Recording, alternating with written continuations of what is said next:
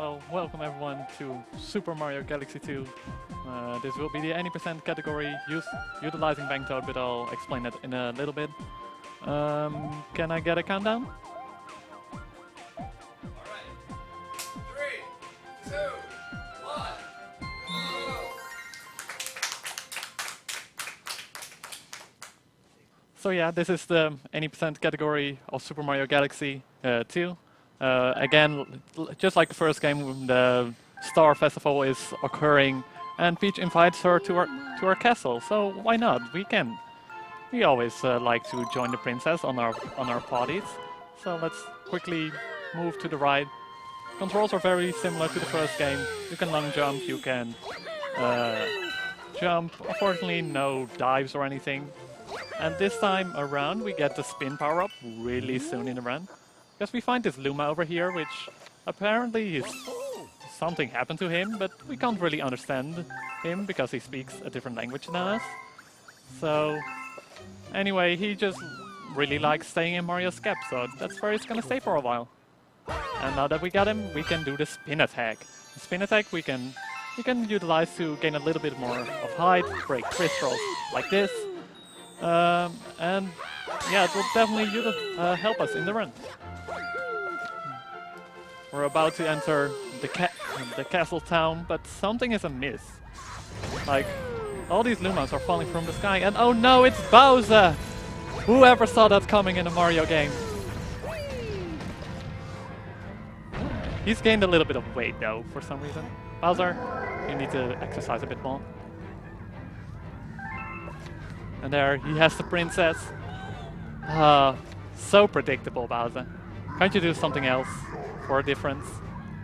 But fine, I guess we'll head out and try to save the princess. At least, she's a little bit of a spoiler, but she gets taken away. It's not like he's gonna drop her or something. So yeah, he flies up to the sky, and Mario can't really fly, so I guess we need some help of our cute little friends over here. So they're already calling out to us. And they really want to help you save the princess. And they even recognize the little Luma that's residing in our head. So they're gonna use their transforming power to go into a launch star, which you can use to travel. Oh, please nunchuck stay in. We lost a frame there because that thing popped up. But yeah, we're heading out to the first star. For this category, we need to collect a total of 70 stars to unlock the final boss stage, which then also has a star at the end.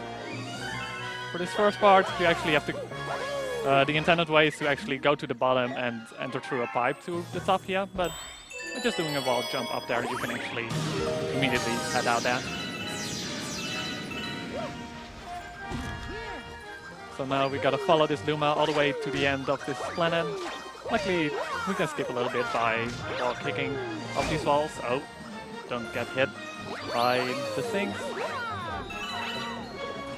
Also can skip a little part here. And then we gotta wait for him. So off to the next planet. Really small planet. We just go over here and go into the next one. So on this next planet, we'll be seeing a new item which really haven't been seen in the Mario games yet. You can see it in the background there, which we actually need to collect. So get it. Go. So that's a comet medal. For now they don't really have any purpose yet, but later in the run they will start unlocking more stars. And the comet stars are usually faster stars than the regular ones, so we try to collect them as much as possible. Also for this for this game we don't really need any star bits, at least for this category, so we can mostly just shoot them away if we want to. So heading off to the first boss fight. It's a piranha, just like in the first game. It's slightly different this time. He doesn't have a tail which you need to hit. So now we gotta break his shell to actually uncover his weak spot. By just doing a ground pound on top of it, you can actually immediately break the shell instead of needing to hit it twice. So now he gets all angry at us. Like, we only broke his shell. How can you be mad at that? Oh, messed up a little bit there. Oh, no. I messed up my ground pound in the end. I did a homing ground pound instead of a regular ground pound. Oh. But you can slow him down with star bits, but I didn't have enough to slow him down enough. But yeah, if you spin right before doing a ground pound, Mario actually does a homing ground pound, which normally is really useful, but it is a little bit slower than a regular ground pound. So normally, only for that boss fight, it would be better to just get a ground pound, because then you can actually hit the shell. So yeah, that's the first star. And now we get to our little hub planet. So currently, there you can just see some Lumas floating around. And there we got a command medal. We try to not collect any coins or star bits at the end of the level, because every time we have that at the end of the level, you actually get a little text box at the end, and it wastes a little bit time if we have that, so we try to shoot away all our star bits at the end of each level, but we can't get rid of the coins. So yeah, now this big purple Luma is talking to us about the princess and Bowser, and he recognizes the Luma as well, like he has some more significance than the other Lumas. Also, he gives you some options here, but it doesn't really matter which one you pick of the two. So here we go. He transforms our little hub planet into Mario! What a beautiful little planet. We won't be spending a lot of time on here though. We have to return here after every level, but the only thing we really utilize on this planet is the steering wheel you see over there, which makes you able to go to the next level. So yeah, we're heading out to the next level, which will be in the same level as we did before in the Sky Station Galaxy, but every galaxy has 2 or 3 stars, and for some we'll return to them, even if mostly because they will be a little bit quicker than other stars later in the run. Since this is World 1, most of the stars are relatively quick, so we'll collect most of the stars in this World 1. Also, he tells you to go to the next galaxy, but we'll go to this one first. I also have the route next to me, just in case I forget something about the route. I remember last time I ran Galaxy that I messed up my routes a little bit, so I was prepared this time. So, nothing too much in this level. We're just gonna land over here, and there's all these little chain jumps around. And to get to the next planet, we need to find a key, and we surprisingly know that it's in this chain jump. Like, if you don't know where it is, it can be quite a hard look to actually break all the chain jumps to see where it actually is. So now this Luma will also again transform.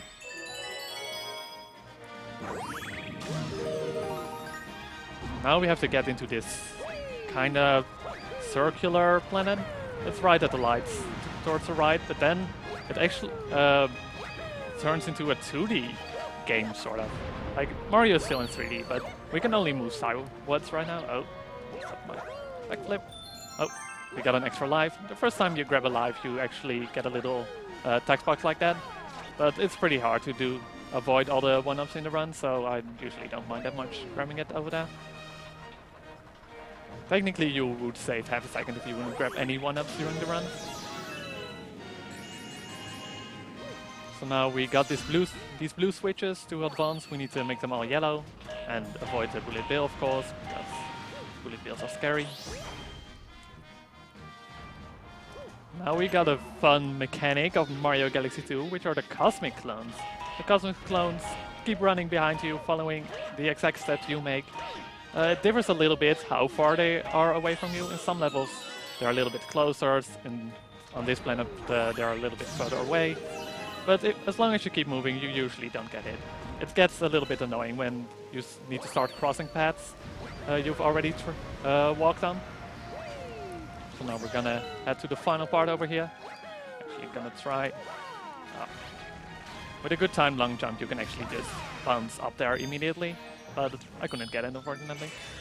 So yeah, there we got a star, and now actually the hardest part of the level, which is avoiding the bullet bills on the way back. But I think we're good. Yeah. Oh, I forgot to shoot all my starbits, so you'll see in a moment that we'll get a little text box on how many starbits we collected in this level. So yeah, next up is probably we'll meet a little friend of ours, which wasn't in the first game, technically, but he's gonna help us a lot in this run.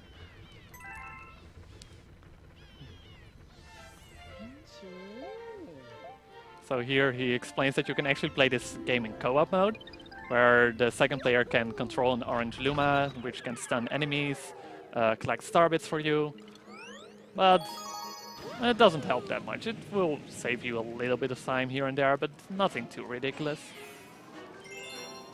So yeah, we're going to Yoshi Star Galaxy, and as the name of the galaxy implies, we're gonna meet Yoshi here. And Yoshi is really broken in this game. In most games actually, because just like in many other games, you can do infinite flutters with Yoshi, which makes you able to traverse big long gaps that the game didn't really intend you to do so. It also makes you able to gain more height than you normally would, so it's gonna be really useful to have him. But first we gotta beat this Kamek. We try to long jump on top of him, so we're immediately on top of the Yoshi when the force field goes away. And there we go, we unlock Yoshi!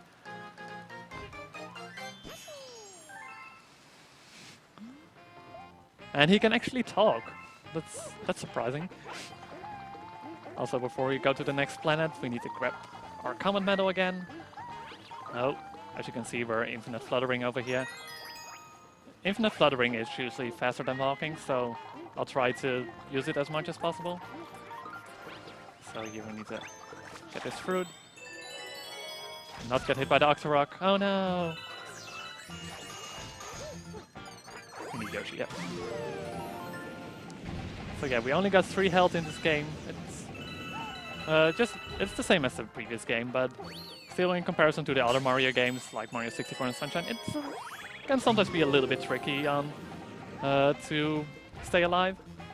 Luckily there's a power-up in this game, which gains you a little bit more health, but we'll try to not grab as many of them, but sometimes they're used to utilize some skips, which I'll explain later.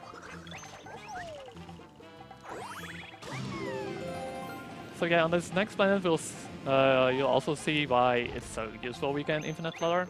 Normally they want you to go all the way to the left and go all the way around, but we can just infinite flutter up here. Oh, the pointer got a little bit messed up.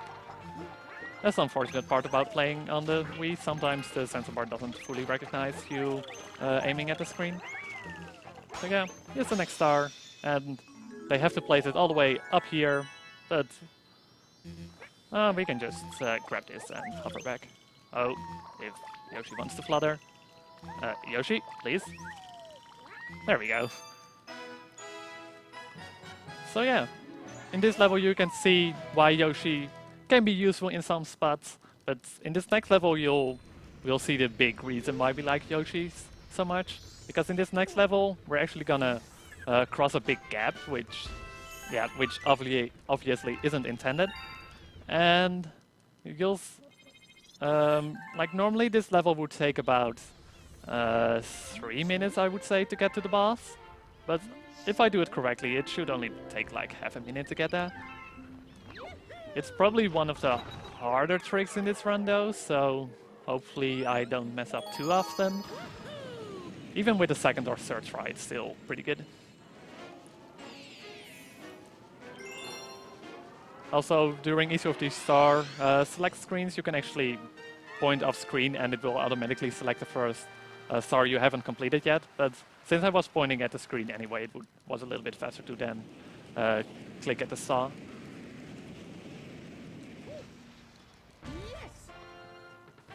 So yeah, here we go. Gotta avoid some spinies, avoid a piranha.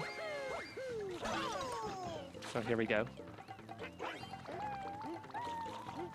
Bye, planet.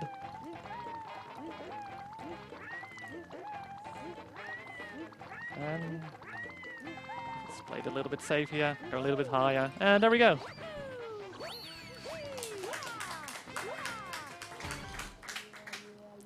So yeah, this boss fight now, we need to hit him with some spinies. And there's not that much to speed this up. You just try to hit him as quickly as possible. Like you can... It's a little bit faster to catch him in mid-air because then you can immediately grab it. If one of the spinies hits the ground, it actually starts walking on its feet, and you actually need to hit it one more time to grab it. But so catching it in mid-air is a little bit faster. I see we have a donation, so you can read it out now. Indeed we do. We just got a €5 donation from Nepumuk saying, "Good morning everyone and good luck on the run, ShadowFrost." So for this final hit, we try to quickly grab one of these before he starts moving again. He's really far away, and it's usually pretty difficult to hit him once he starts moving around a lot. But if you quickly grab the first spiny, it's pretty easy to hit him there.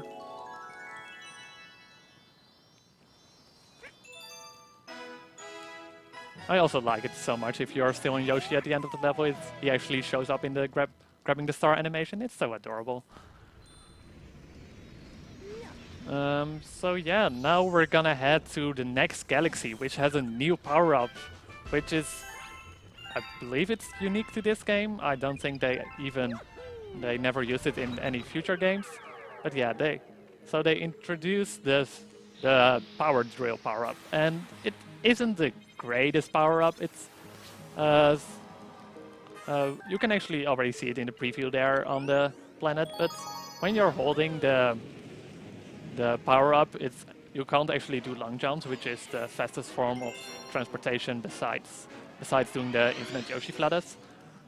So we try to use them as little as possible wherever we can, but sometimes we just can't skip using it, so we actually have to use it.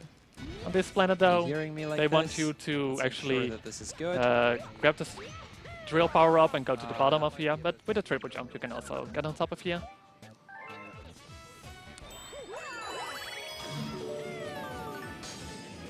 So yeah, on this planet the power up will be visible.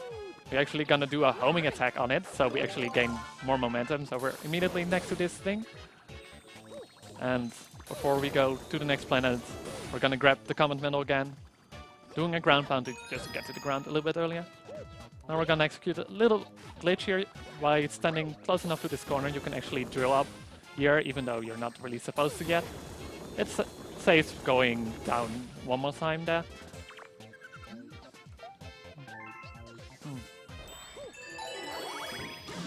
So this next planet isn't really clear where we're supposed to go, like it's just a circle over here. But once we walk all the way back here, and Luma actually appears and he'll actually spawn a star for you, making you able to go to the next planet. Again, don't use the drill power up for this one. Oh, if I can do it, of course. So on this planet we're gonna do a little skip by shooting a few star bits at Toad. He doesn't actually start talking at you. And he has quite a little bit of text, so it saves about a few seconds once you do that. So now we got Dig-a-Lag. To be Dig-a-Lag we need to hit the glass where the star is 3 times with the drill power up. So he'll shoot these little drilling guys at you. And after this it's a little bit of RNG of how fast of a cycle we get. If he actually stomps on top of us right over here, unfortunately he was jumping the other way. If he would have jumped on top of us, he would actually jump up and immediately go into the next cycle of these drilling guys. So unfortunately we didn't get it there. We can give it one more try. So just wait here a little bit for these things. And if he jumps on top of us, nope. That's unfortunate. Then we just gotta wait for him to stop jumping. Also, we'll have to be careful with these guys because they actually come out with their drills on top. Oh, that was too early. And over here. It's sometimes so annoying of an angle. There we go. If you wait too long, he'll turn around again and you need to wait even longer to hit him again. So luckily we got him just in time to do that. And now to grab the star, we just spin through the planet instead of walking all the way around. So again, let me make sure on my notes where we have to go next. Ooh, next up is another new power-up in this game. They like to throw new power-ups at you at the start of the game, like show you all the new things they implemented in this game. And this next power-up is it's gonna be really useful because not only it makes Mario be able to gain more height, it also makes you a little bit floaty, which makes you do longer long jumps and just make reaching platforms which you normally wouldn't be able to reach. Also, sometimes when something new on the planet appears, the big purple Luma starts talking to you on the bottom of the planet. And then we first have to walk all the way back to the steering wheel to go before advancing to the next level. You also saw the hungry Luma there with the star bits on top of his forks. We'll talk to him later in the run. So yeah, we're actually gonna do the first secret star of this run. Like, the level implies that you have to go all the way up on top of here towards Captain Toad. But there's actually a secret star in here, which also involves a hungry Luma, but in this game he also sometimes wants coins. So we gotta collect some coins in this level. 100 to be exact, which is... You would think that's quite a lot, but there are 2 spots where we can collect quite a bit. Controller. Okay, there we go. For some reason my A button wasn't working. But yeah, now we got the cloud power up, which we'll be using in a moment. We first gotta walk over in here and all these coins start appearing. And if we collect them before time runs out, more appear. That makes you able to gain like 60 coins in here, I believe.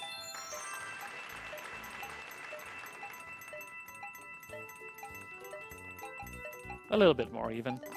We don't need all of them. So yeah, now we can utilize the cloud power up, and we can actually get on top of this tree pretty quickly.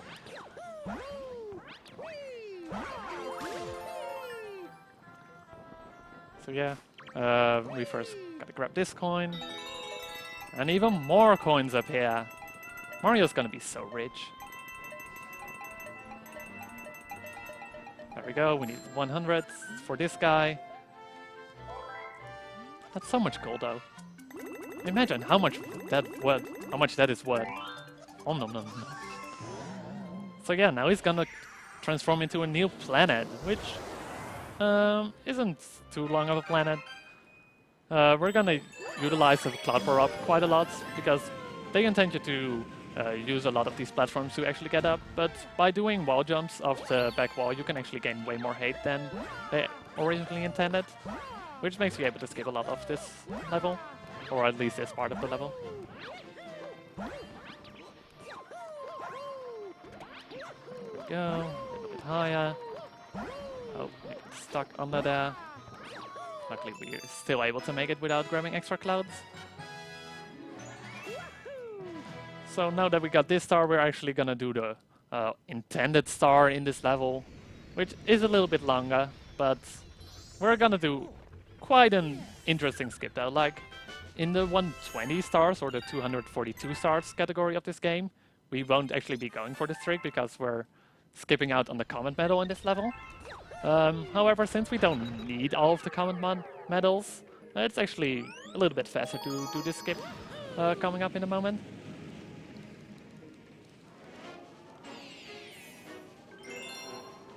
And since we already entered this star once, we can actually skip through the intro cutscenes, making you able to start the level really quick. Also, I clipped through the bird. So, we're actually gonna go towards where the hungry Luma was. Oh, I need to do a backflip. No, Mario, backflip the other way. Actually go on top of here. We actually need 2 clouds to do this skip. So this next planet we're just gonna long jump towards. Because we would do levels the regular way if you can just fly. Hopefully I have... No, I don't have enough height to actually make it on top of there yet, so we have to grab the extra cloud power up. Also, I'm doing a thing called cloud cancels. Normally when you make a cloud, Mario has a little bit of an animation before actually landing on the cloud. By pressing Z right after making a cloud, you can actually skip that animation. Also, you can also use the momentum gained from the clouds you make to actually make really far long jumps as well. So yeah, we're talking to this chimp, and he gains us a star. And he's like, Mario, you're just such a great guy, like, I want to challenge you in the future, so this won't be the last time we see this monkey. Or the challenge chimp, as he calls himself. So, up next... oh, I actually skipped on 2 levels, but that isn't too much of a problem. We can do them right now. I went here a little bit early, but normally the routes don't matter that much. It's only movement optimization, which goes a little bit weird now. Because on the overworld we have to move a little bit further than was actually needed, but we're talking about a second here or something.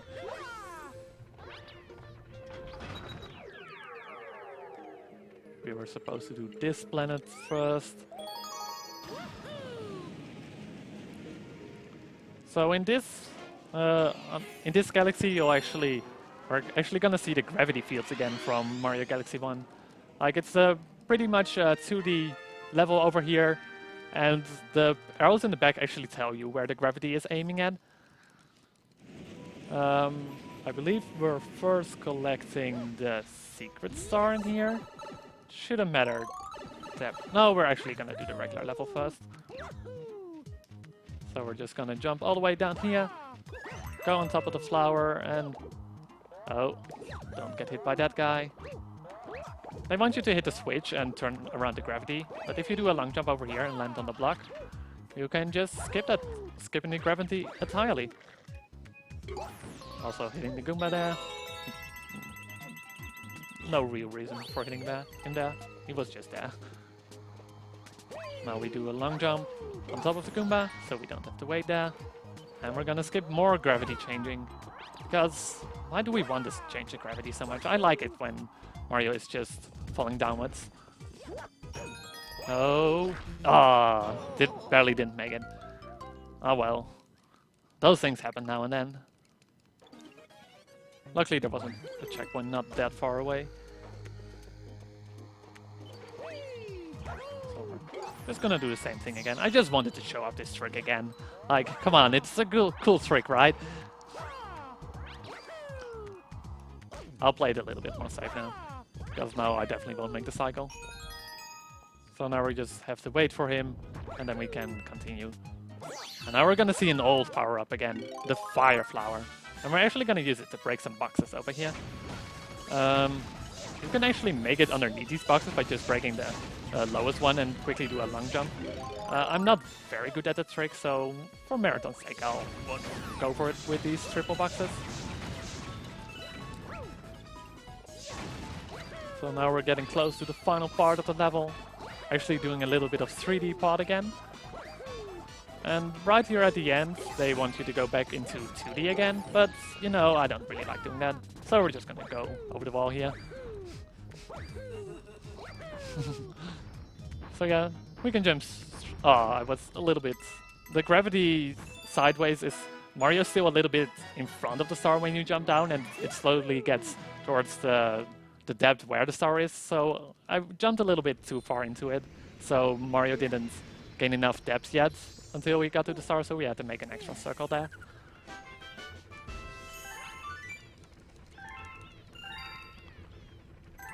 So now we're heading to this level again, and we're actually gonna do the secret star now, which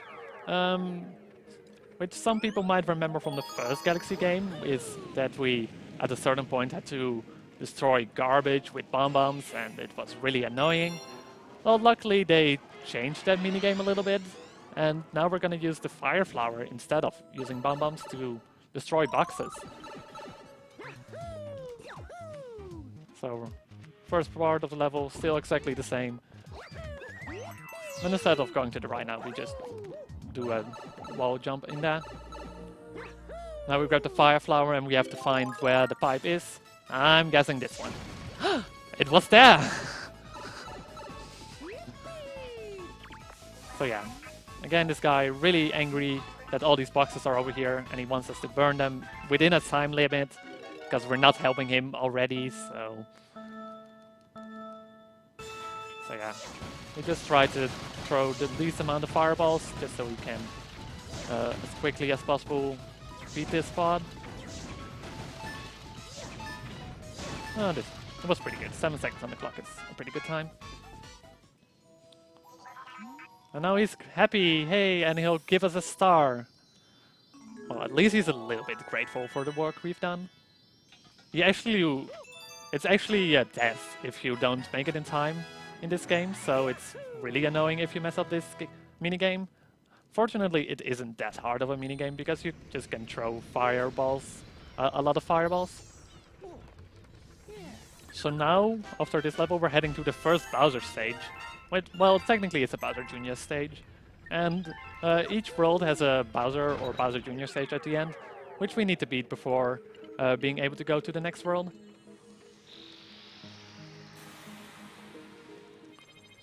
And for this level, there's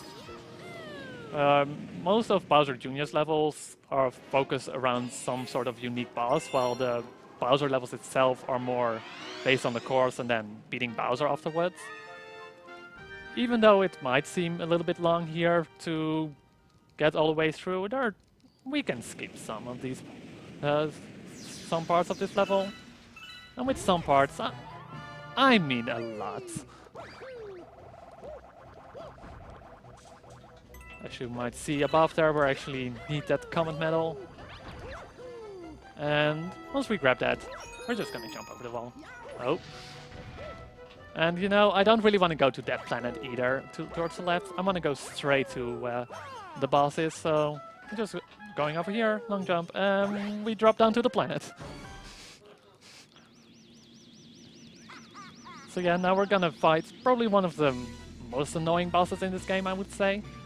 There is a way to kill him really quickly, but it's pretty difficult. I'll try to get as many hits in as possible as I can, because this dragon, or spoiler, there's a dragon, it has like the 6 red balls on his body which you need to hit, and normally you can only hit him once he starts entering the planet.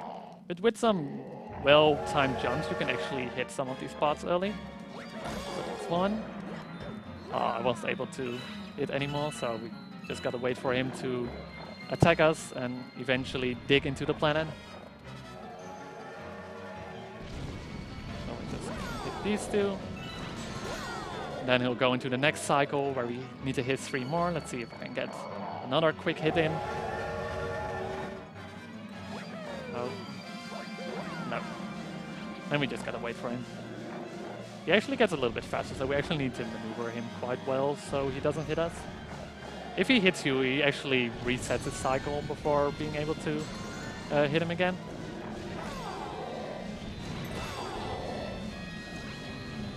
And there we go. Sometimes it can be a bit annoying with some of those parts, the final parts of the body, because he actually starts chomping at you again. Luckily, he wasn't too bad towards us, and we were just able to beat him fine. So now we're grabbing a Grand Star.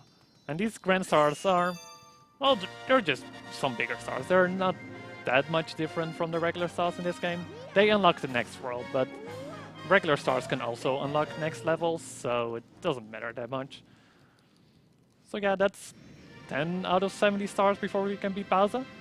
And we're gonna head out to World 2. After each of the worlds, we get this animation of the Grand Star appearing, creating a portal, even though this game isn't called Portal. And then the big purple Luma will start talking to us again. Dang, that guy likes to talk to us a lot. But don't worry, at the end of the run, we can skip one cutscene with him.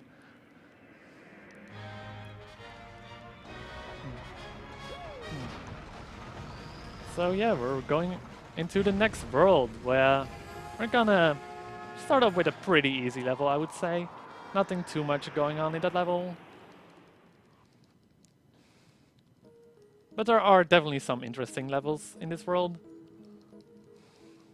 The first one is probably the most boring out of all the levels of World 2, so hang on tight. It will get more fun after this level. So yeah, this is Puzzle Plank, and the planets in here are pretty, are all sort of puzzles, and they're made of wood, and some pieces that fall together, some pieces that fall off with buzzsaws, and then this final wooden puzzle at the end. But before we are going out there, we first need to reach that planet. So we need to hit this thing, go down, and we need to guess the button again. Correct guess again! It's almost like I know the game. They want you to go to the other side of the planet here and actually make rise those platforms, but you can just side flip into the launch star there. Also, we're gonna grab this common medal over here, and then with the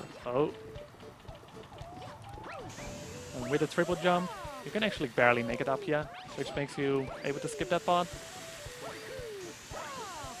So lots of saws here, which try to make you fall down by just cutting down the platform, but they're not really fast, really. Those are a little bit faster. Oh no! Okay. No, or not! Whoops. Oh well, we'll try that again. Luckily there are... Come on, stop hitting the saws. Okay, we can grab this without the thing though. I'm gonna do this again. I don't think I'll make it. I lost too much momentum on that triple jump down. Oh, come on, Mario. Okay. Now I had to do all the casual strats. These little blue guys are just so annoying. They make you slow down a little bit, which can really mess with your momentum here and there. Come on, Mario. Hit the button. Okay, there we go. So yeah, now we gonna have to solve this puzzle. It seems really difficult. I think I have to ground pound on the things with a star on it, but I don't know. Sometimes you can get a double ground pound on these if you mash the Z button fast enough. It's pretty random though, so you probably won't get it. Yeah. And then a boss fight from Galaxy 1 reappears. And it isn't too interesting of a boss fight. We first hit the little guy on top, and then he gets all mad at you and tries to do the same attack. But then we hit him again. Poor guy. And let me actually try to shoot my star bits. There we go. I normally forget shooting my star bits. But yeah, after this level we can go into some more interesting levels. Let me actually quickly see which of the two I have to do first. We're actually going to the Yoshi level first. And any level with Yoshi in it, you can expect some really cool tricks. Because, come on, if we can infinite flutter, we have to utilize it. So here we go. And we're actually gonna see power-ups for Yoshi as well, once the purple Luma stops talking to us again. So again, he had to talk. Like always, the big purple Luma really likes to talk to you. So yeah, Yoshi can also get some power-ups besides Mario, and in this level we'll see the hot pepper. And the hot pepper makes Yoshi run really fast, which we like going fast, so we'll try to grab them as most of them.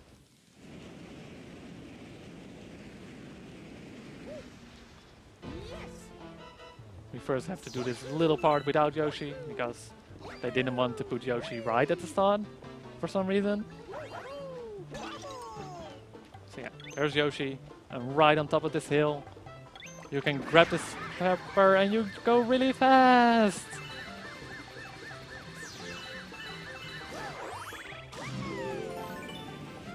Now we're actually gonna do this planet a little bit unintended. Normally, if you go the left path here, they intend you to run all the way up. But since there's a pepper on the left side there, we actually want to grab that and then go into the launch star on the right. Just so we have the half peppers once we reach this planet, so we can just quickly traverse this planet, at least the first one, and then we can grab more peppers again.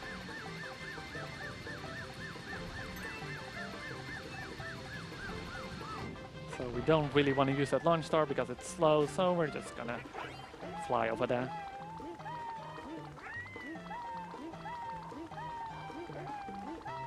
There we go. Why do levels intended when you can just fly towards where you want to?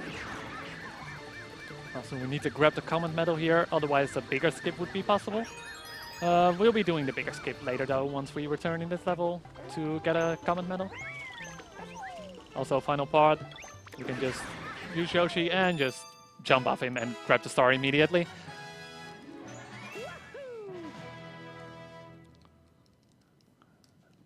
And in this next level, surprise, surprise, we're gonna find a new power-up again! They really like throwing new power-ups at you in this game. And this power-up, it can be a little bit annoying because it's not really easy to lose the power-up. You can only lose it by getting damaged or getting into a launch star. Unfortunately, to do a skip, it would be much easier if we were not having the power-up. But since we need to grab the power-up at one point and we can't lose it, it's just gonna be the trick is gonna be a little bit more trickier.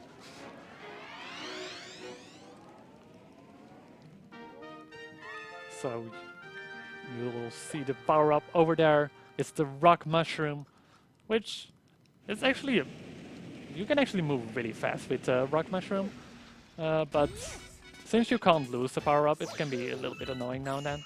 Also, I try to grab some star bits here to hit these guys early, so we can just run into them instead of spinning into them. So yeah, now we got the rock Mario, and if you spin, Mario turns into a big rock ball and goes really fast. You need to grab the rock mushroom just to get that command medal and to drop down this bridge, but we don't really want to continue the regular way with this level, so we're just gonna long jump over here, and actually have to be a little bit careful over here, and go left, and we're going to this planet. That skips planet where you have to kill a lot of enemies, and it isn't the greatest to do.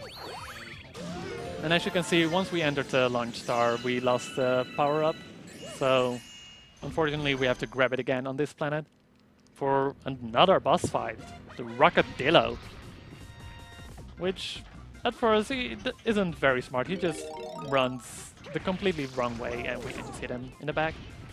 After this he gets a little bit smarter and he actually starts following you a bit more. So we're actually gonna let him roll over here. And then he forgets where you are, and oh, there you are. And then he trips on something. I don't know what there is on this planet. And now we can actually just go the other way around to hit him. Because as long as he doesn't go into that form, you can actually just hit him in the back. Unfortunately, I didn't hit him and I have to wait for him to stop tripping. Nope. Faster now.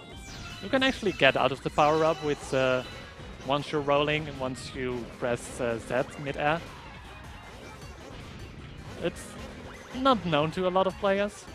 Well, it is, of course, in the speedrun community, but as a casual player, I never figured out that you can actually leave the rock ball once you started rolling. So yeah, that's... I think we see the rock mushroom in 2 more levels. So unfortunately we don't see the power-up that much.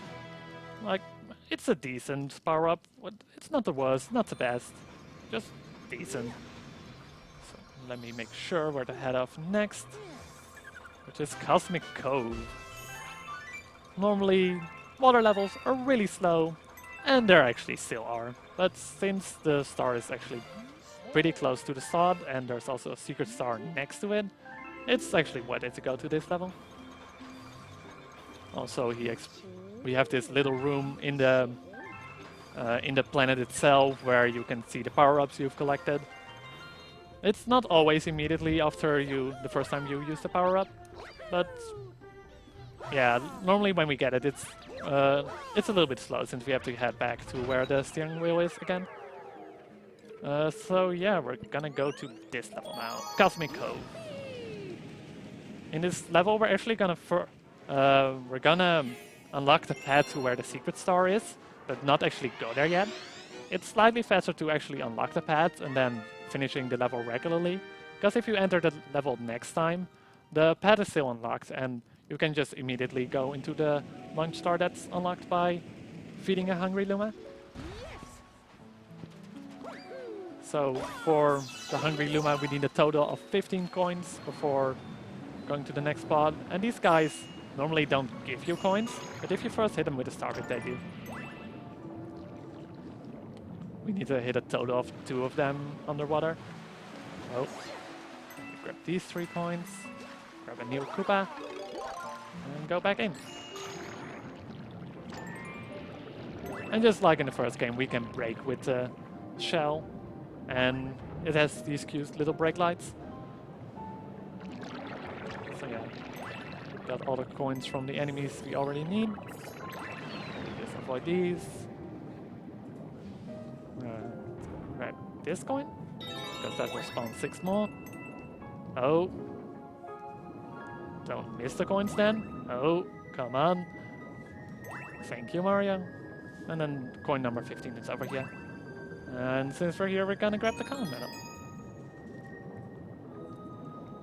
So now we can go up this planet and actually freeze it, because, come on, we prefer ice physics over water physics. Well, at least we do in this game, because water is slow, and ice is actually pretty fast.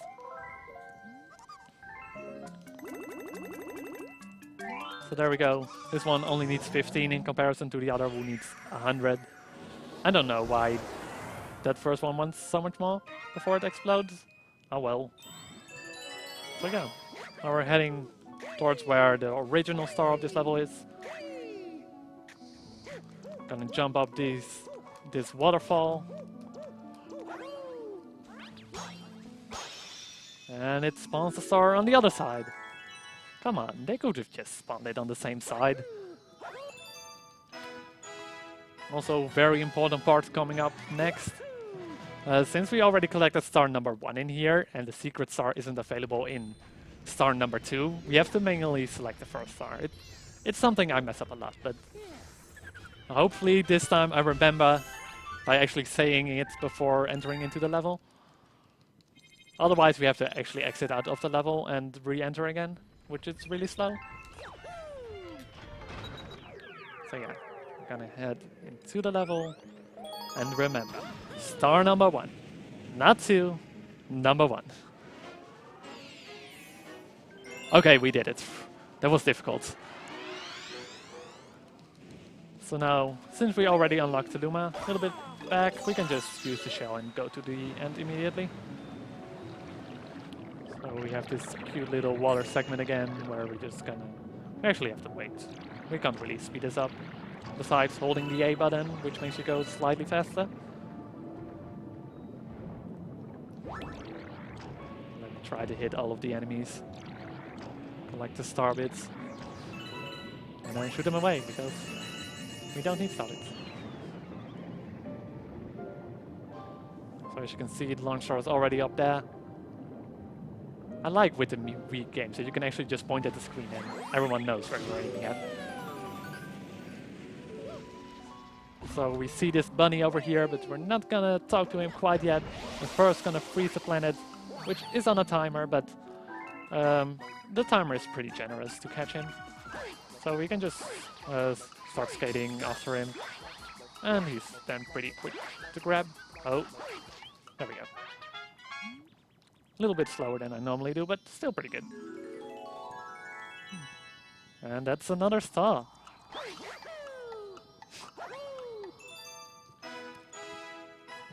So let's see where we're heading next. We're heading towards... oh, right, I know where we're heading next. Now I can actually start explaining a little bit more. Like earlier I alluded to that we don't need any star bits. Well, technically we do to unlock some of the levels. But since there's a neat feature in this game where if you have a save file and you can actually store star bits from any save file, and it's shared among all save files. So as you can see, I already have 9,999 star bits. Well, we're just gonna withdraw a lot of them. We need a total of like 4,800. So there we go, that's more than enough. So yeah, with using the bank toad, it's a little bit slightly faster category. There is also the category of doing this without the bank toad. It's a little bit slower since you actually have to farm for star bits. You do slightly slower levels which don't need a hungry Luma. But since we have the star bits anyway in the save file, why not do it? It's the most run category anyway to use the star bits. Also, we do a little backflip there, so Mario's in a really cool position over there.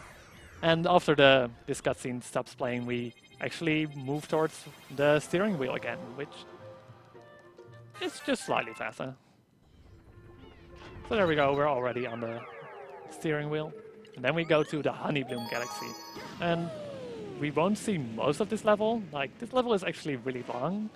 And it has the B power-up, which is also really slow. Luckily, there's a secret star, like, almost right at the start. So yeah, we're looking at the B power-up, which we're never gonna grab. I don't think we grabbed the B power-up at all in this run. I can't say for certain though. Go up here. Actually, back a little bit. I knew that Goomba was gonna hit me. I should have hit him. Then we go all the way up here. Do some wall jumps. Oh. And there's a star already. So yeah, also beating this level creates another path towards where Bowser is. It doesn't really matter for this world since we already unlocked the bottom path towards Bowser. But in World 6 it will actually utilize this by creating a different path towards the final level, which skips some really slow levels. So there he is, the big purple guy again, talking to us again. This guy talks so much. And he isn't even done yet.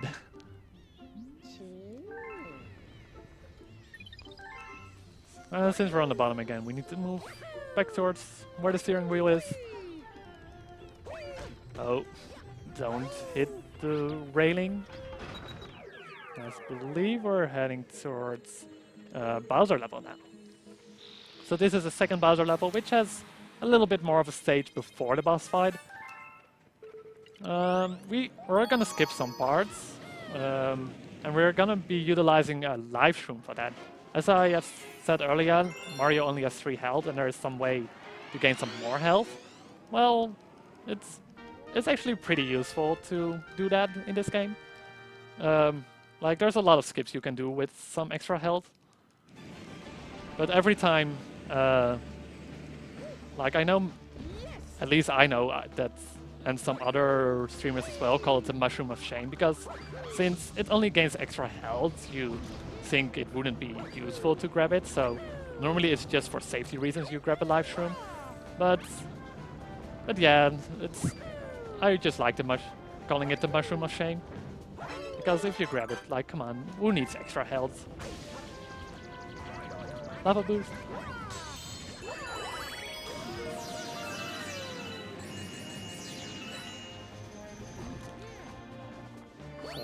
hope people like lava boosts even more because we're gonna see some more. Actually gonna do a wall jump up here and lava boost! Lava boost!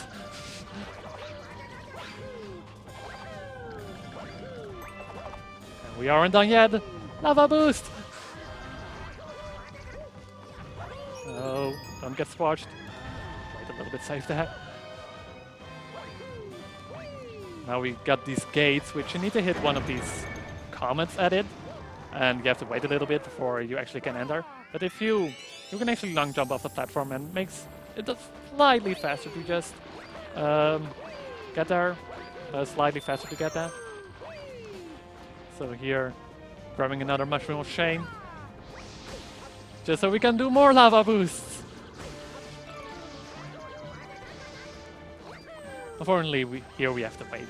Technically, you can jump off these Bowser platforms and go all the way to the end, but they're really slippery, and I think I've only done it once before without falling into the lava. And it isn't even that much faster to do it on top of those platforms, so I don't do it there. Also, next Bowser gate, which has 3 of these. Technically, you can hit 2 of these at once if you aim really well. Or you can miss both of them. But yeah, it's like pixel perfect, I believe, to hit 2 of these gates at once. So I tried going for it. However, I messed up and I didn't hit any of them. So yeah, now we're heading towards the boss fight. And who's it gonna be? The level name might have spoiled it a little bit, but it's Bowser already. Not even an hour in. But yeah, unfortunately, Bowser doesn't go down that easily. So we have to fight him multiple times through the run. And there the Luma tries to hint something at us. Something along the lines of, that's the bad guy, or he has a star, I don't know. I don't speak Luma.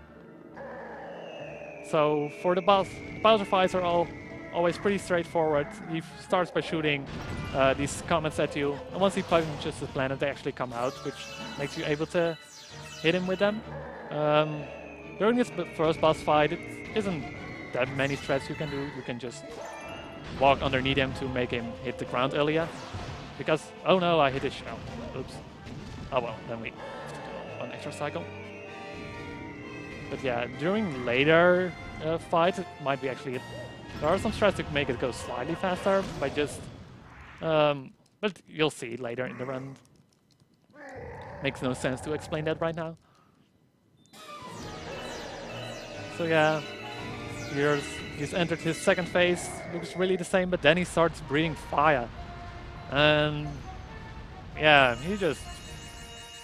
It wouldn't be Bowser if he wouldn't be breathing fire. There we go again. Grab these star bits, shoot them at him. Not that it matters. But maybe, I don't know. It would be fun if this star bits could actually damage him. Oh. I thought he would stop breathing fire earlier. Oh. Time to run over here. And there we go, that's Bowser. Breaking the standard Nintendo formula where bosses need to die in 3 hits. Well, this one dies in 2 times 2 hits. Why, I don't know either, but they like to change things up. Even though it's always been 3 hits. So, Bowser magically disappears. And was it all for nothing? It wasn't, because he left behind a star which will unlock the next world. Also shooting our final few star bits, just so we don't get a message in the end again. And now there's some more cutscenes again, where we're gonna unlock the next world, and of course our big friend is gonna talk to us, like always. Which makes the skip in the end only more satisfying.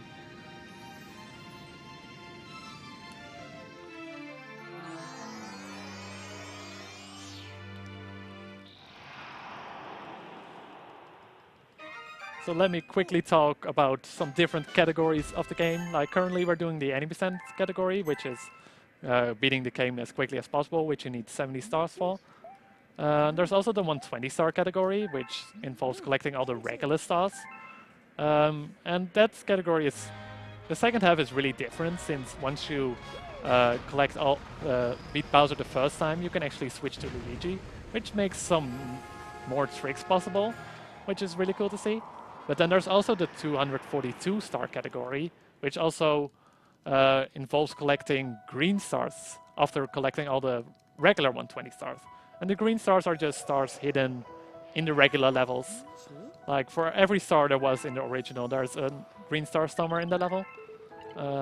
Next up we're going to Cloudy Cod. And as you might, in the name it kinda spoils it a little bit, but we'll see the Cloud power up again. Which of course we're gonna use for some skips again, because the Cloud power up, it's just so great to have.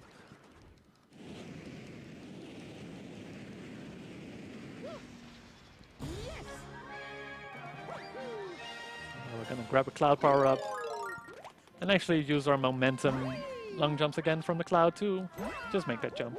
Oh. Mess up there a little bit, so I actually have to go for this Cloud now.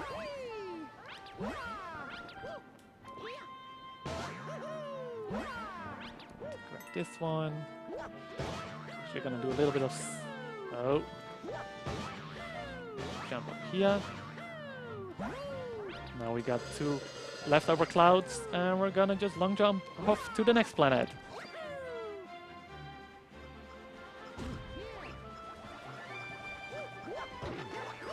I love the Cloud power up.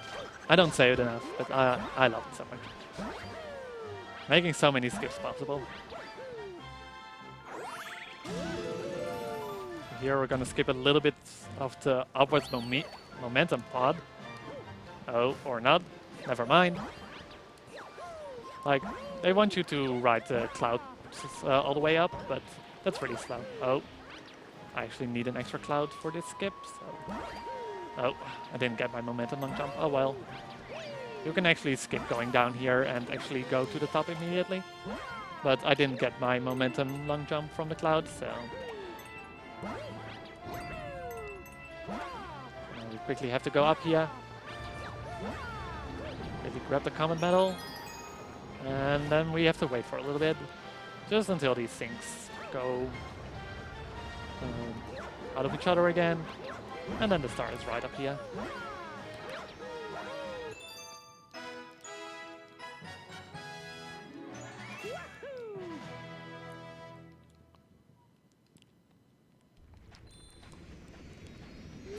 So now just making sure with my notes where to go.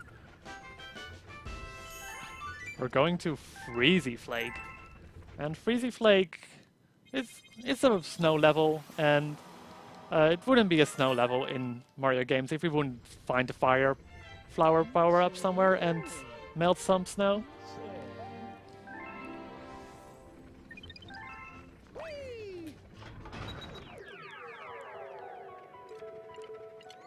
So in here there's also a secret star first, so we're gonna do that one. And we're gonna see one of our old friends again. Like I said it earlier, we'll see him a few times during the run, and this is one of them. And the levels with him are usually pretty fun, you'll see in a moment. Because before we can head out to him, we first have to reach him, and he's not on this planet, so let's grab the fire flower power up and clear the way to the next planet. That Goomba statue out of snow. Hit the launch star for us. So yeah, I'm just gonna guess there's something in this tree. There was. So there he is, our good friend the Chimp Challenge. The Challenge Chimp, I mean. Or the Chimp. And we have to do a little ice skating minigame. We have to collect 500 points before time runs out. And there are 3 different kind of enemies that pop out here. You have the green ones, which gain 10 points. The gold ones, which give 50 points. And there's also the spike ones, which if you run into them, you actually can't move for a little while. So we're obviously gonna go for the gold ones and the green ones second, and avoiding the purple ones as much as possible. But sometimes we just can't grab them all in time.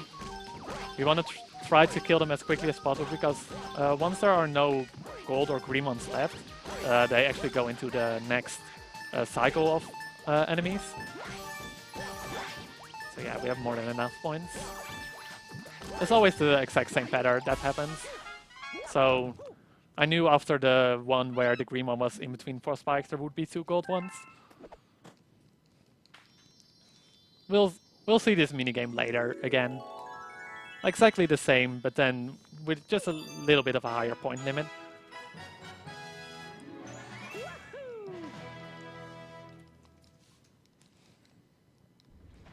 So now, after this level, we're gonna do the regular star in this level. And it starts mostly the same, but unfortunately we don't gonna do the 3, but we're gonna destroy our arch nemesis.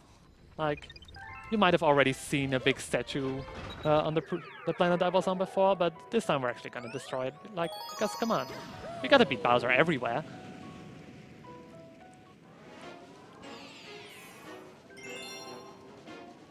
So yeah, the level is also called Bowser on Ice, which kind of makes it sound like one of those shows on ice, which all the popular things for children get. My Little Pony on Ice.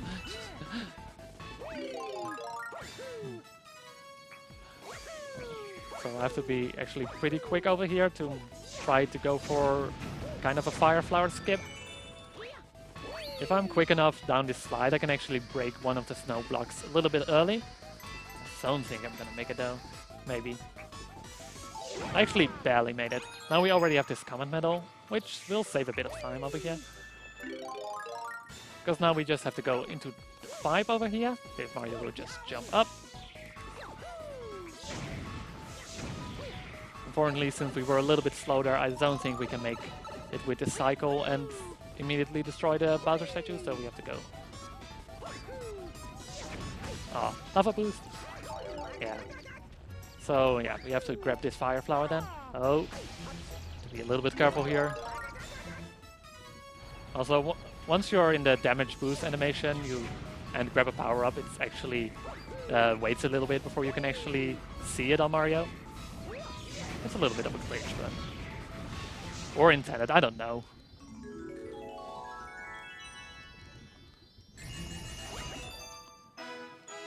But yeah, that was crazy Flake. Fortunately, not coming back here, even though it's probably one of my more favorite levels, even though it can be a little bit tough now and then. And let me make sure where to go next. I mostly know the route, but I just want to make sure nothing weird happens with my routing and that I mess everything up. Because the route is kind of thought through, you don't really see it yet right now, but once comments starts appearing, it's kind of on a fixed schedule when comments starts appearing. So if I start doing stars out of order, there might be comments appearing which I don't want to yet, or comments aren't there yet which I want there to be. So I try to stick to the route as much as possible. Also, we're gonna head into a spoopy level. And luckily Yoshi is there, our good friend. And as you know, with Yoshi, we are gonna see some cool skips. But before we go there, we just got a long jump for... Oh! And try not to get hit.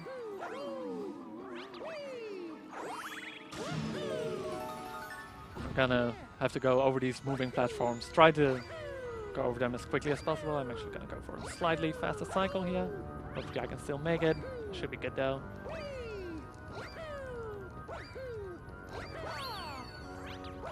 Actually, grabbing the 1-up. Never know when those come in handy. And now these next two sets of moving platforms, they don't start appearing once you get close to them. So we just try to head here out as quickly as possible, just so this thing starts moving. And then this final part we can just skip with a triple jump. I need to grab the common medal, grab it, and quickly move back. So yeah, next up, Yoshi.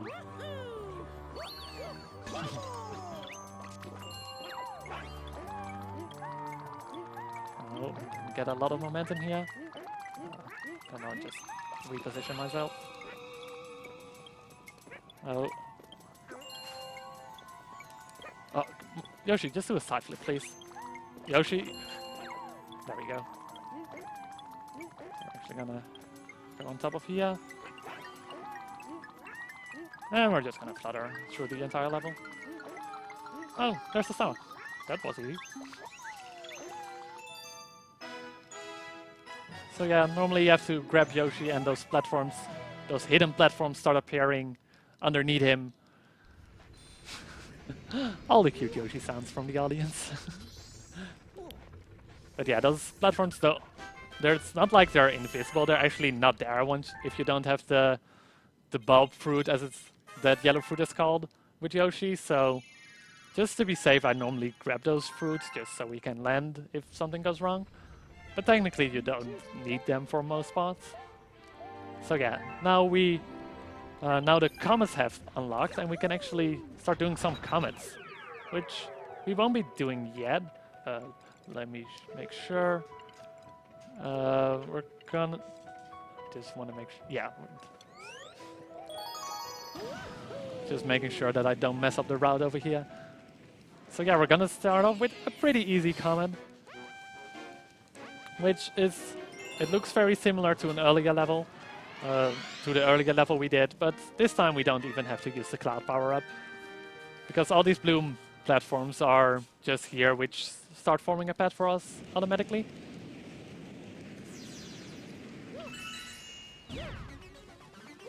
So here we go. First we gotta collect 5 star chips. I don't think we've actually seen the star chips yet. So yeah, to unlock the next... Oh, oops. To unlock the launch star, we need to grab all 5 star chips before we can move on. Unfortunately, that platform was a little bit further away than I thought. Go. Going over here. And then we grab this one.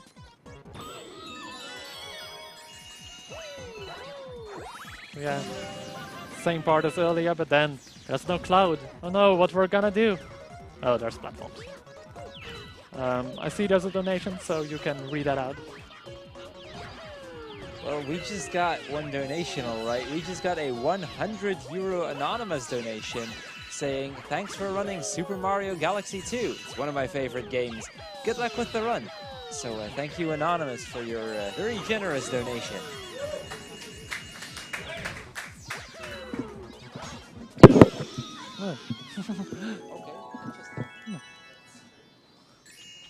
So yeah, that was the first comet. Let me actually see where we're heading next. Now we're going to the Tall Trunk Galaxy, which again involves Yoshi and a new, the third and final power-up as well, which is the float fruit. I don't even really know the name of the fruit because I don't talk to the guy which explains what the power-up does.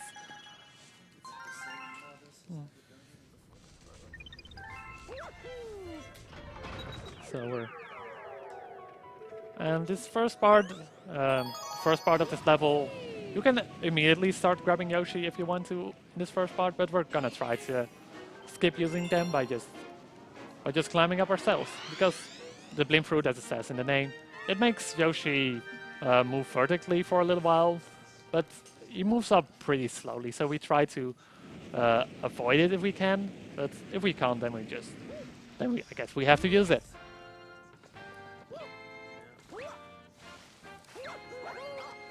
Oh, messed up on the 3 there. Then we're gonna do a long jump over here, which we barely made.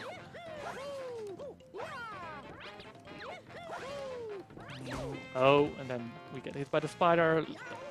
Oh, and then, yeah, we saved it.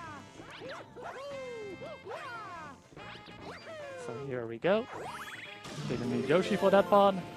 For the next part we're gonna use Yoshi, but we're not gonna go the quite intended route. Because there's also a common medal which we need to grab, and to get the common medal it's actually a little bit faster to go down here.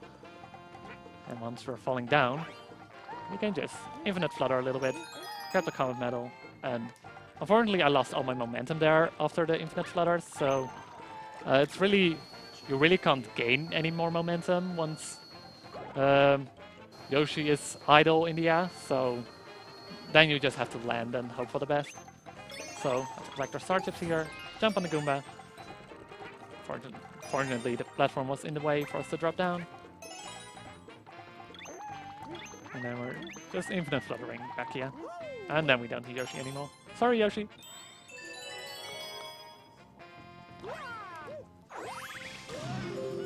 Don't worry, we'll see Yoshi in like a few seconds again.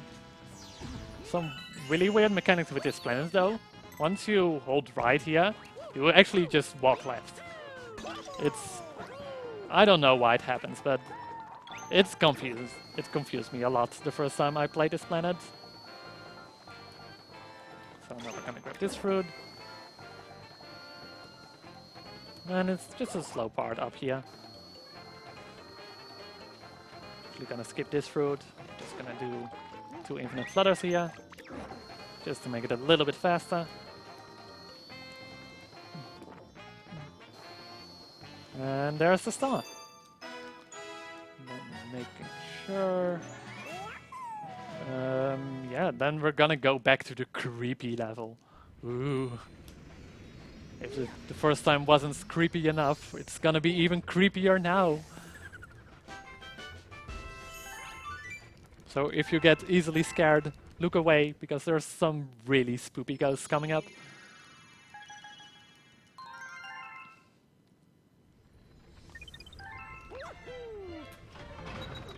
So back to Humpty Halls it is. And as you can see, there are some boosts there, which we didn't see yet in the first level here. Which we're gonna see right here.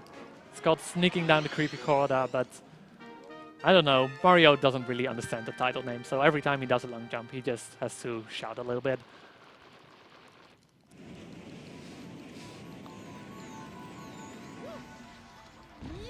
So, Mario, don't yell! You're gonna notify the boos.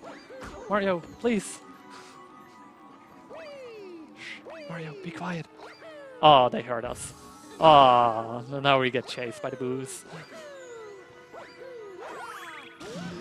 Luckily, we were quick enough to escape them. Also, this part, it involves some moving platforms, but we don't really have to wait for any cycles because you can make anything with the long jumps. Oops. Also, this final part, you don't really need to land on the platform even. So, final part, which involves just a lot of long jumping.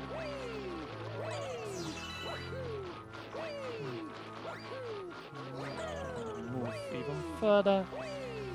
Have to be a little bit more precise now. We can't just hold up anymore. Oh, don't do a backflip. Okay, Mario, please be quiet again. Mario, ah, Mario, you're really bad at this. You can't sneak down corridors. So up next is... So doubting myself with the route. I see there's another donation, so you can read it out. We just got a €5 donation from saying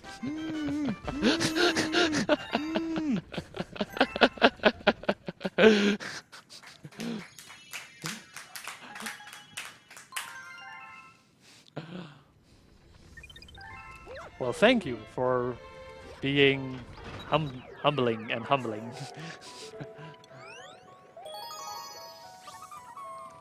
So right here we're gonna call another Luma, which needs a little bit more star bits than before. This one wants 1,000. And we're gonna set us up again to do the backflip here. Make sure I hit enough.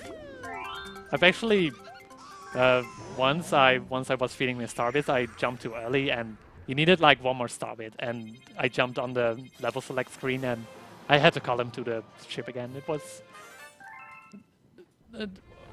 I was really ashamed of my actions there. Anyway, this is next level beat block.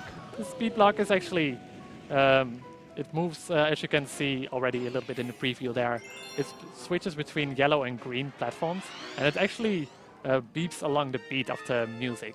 So once in a while you'll hear the level beeping a little bit, and on the fourth beep it will actually switch from the yellow to green ones. So like that. Luckily for most parts we don't really need either of them, because for example this first part we can just stay in the middle and we'll stay on both. So we can skip that part entirely. For these we need them though, so focus a little bit on the music here.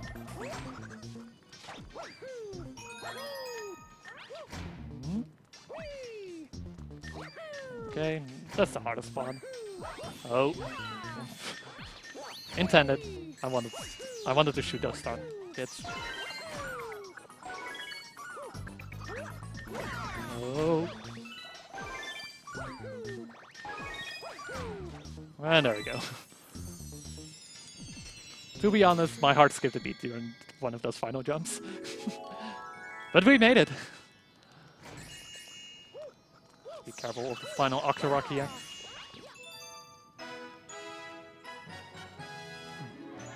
I would lie if I was never hit by that Octorok right at the end before, because that has happened. And he just knocks you off the platform and it's like you have to do it all over again. But that didn't happen, luckily. Now we're heading back to World 1 again, just so we can grab some more of the comments that has appeared. Or that have appeared. And we're also gonna do one of the levels we skipped over there. Since we have all the star bits we need now from the Bank Toad, we can actually call the Luma in a moment. First gonna head over here, I believe. Yeah, and this level really annoys me how it's named. Like this, apparently Nintendo knows best and they know how to spell speedrun. I guess we've been saying it wrong all along, because Nintendo knows best, right?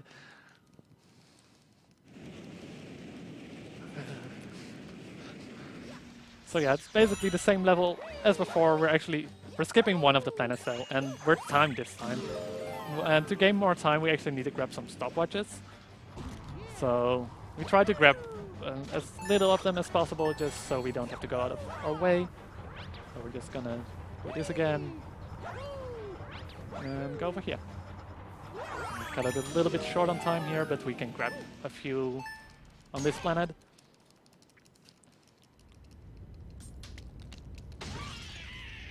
Here we go. This guy again. Hopefully I can beat him properly this time. First one. Running the other way. So we can grab this clock. Oh, barely didn't get the other one. We should be fine now with 16 seconds. Timer stops during these cutscenes, so it isn't that long. Oh, slow again. Oh well, then we grab an extra clock. Sure. There we go. Still don't have any star bits. But yeah, we're good on time. 11 seconds left. I didn't even need to grab the final one because I believe the timer stops now. Yeah, it does. We could have skipped one clock. That time. What?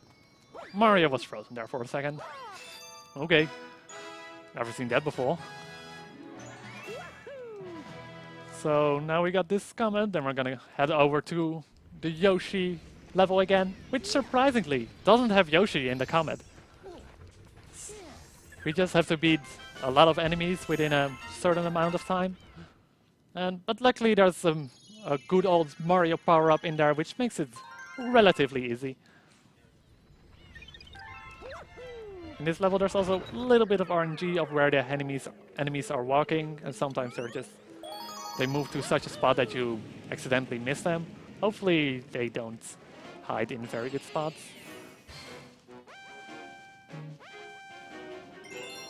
So yeah, we're gonna see probably Mario's strongest power-up, the rainbow power-up, as it's called in this game, but in other games, it's the star power-up, and it turns Mario invincible. And what's also really useful about it is that you run slightly quicker with the star power up, so we can. So we have to beat 30 of these guys. Shouldn't miss any of them. And there's a pretty set pattern to go for with when grabbing extra star power-ups. The next one is that one.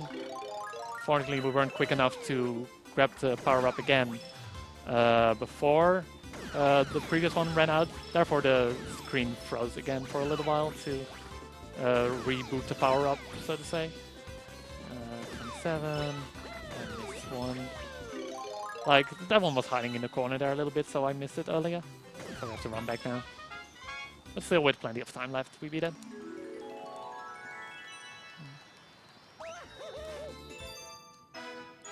So yeah, now we got that comment. And now we're actually gonna go to the one level we skipped in this world earlier.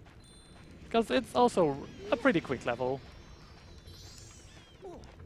And we're gonna be trying to utilize the momentum lung jumps again. Like, you've already seen them done with clouds, which makes us jump really high. But there are other things we can do those momentum jumps of. Like, we've also done a backflip of a moving Twomp earlier. But now we're gonna use other platforms, which we can't see because we first have to defeat this Hungry Luma. So he wants 300 star bits, not that many, luckily.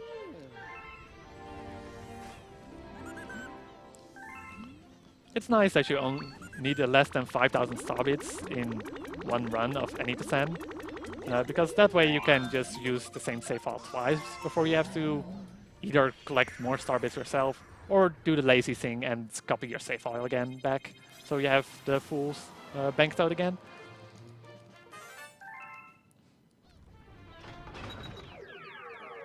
So yeah, this level has a lot of moving platforms, which only move once you do a spin. So you can do this level sort of easily by never using the spin, so you just know where you have to land. Or we're actually gonna utilize that those platforms are moving quite fast, actually. I'm gonna try to do it. I have to be honest, I don't always get them and I die. But maybe we can get one or two off. So we're gonna do that. Fortunately, didn't get the momentum long jump off of that, so we're just gonna. It's then actually faster to just fly into a Goomba, so we can try again.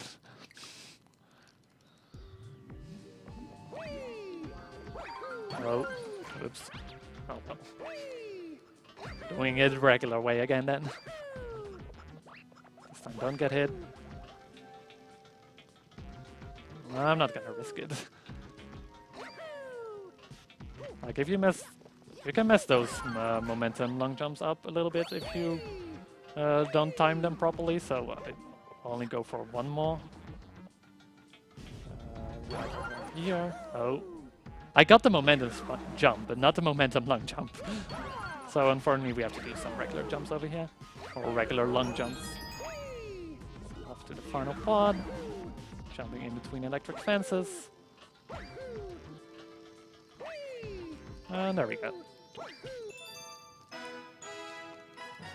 So yeah, I think that's World 1 for now. We're gonna hit quickly to World 2 to grab one more comet, and then we're gonna finally continue with where we left off in World 3. And again, we get sent down to the bottom of the planet, which can mean only one thing. It's our big friend again, which talks a lot. He tells you that there's now a bunny on this ship. Like, over the course of the run, more and more friendlies just start appearing on the planet, but we don't really talk to them. They don't give that much information either. So we're gonna head off to World 2 to grab the comet in here. As you can see, there were also comets on the levels on the right, but we have to head back to World 2 anyway later, so we're gonna grab those later. So yeah, this is also the first time we are gonna do a purple coin mission. And in this level, we have to collect 100 purple coins within a time limit. But to make it even a little bit harder, there's just gonna be some extra people in there, which are gonna kind of force us to keep moving. Oh no, the Shadow Marios, they're following us. Oh. Oh. That was weird. Sometimes Mario movement is really weird, like, even though he's running around in circles there, but I was just holding down, which is really weird. Now I have to be really careful.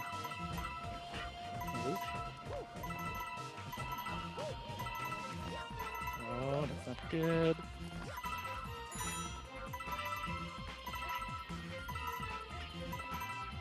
Just focusing now to not get hit. Oh. There we go. Once you collect all 100, they all disappear and turn into Sobbits. Oh. Don't do it, Grandpa Mario. But yeah, now going to the end of World 3 again, which means we're gonna beat Bowser Jr. again. And this level is gonna be fun, because not only Bowser Jr. is in the level, but Yoshi is also in there. So that can only mean that we're gonna infinite flutter again. This is probably for me, this is gonna be the hardest level of infinite fluttering, just because this is probably the level I practiced the least with Yoshi. But we'll see how many of the skips we can do. So now that we got enough stars for this as well, we can unlock it, and the warp pipe takes us straight to the Bowser Jr. level.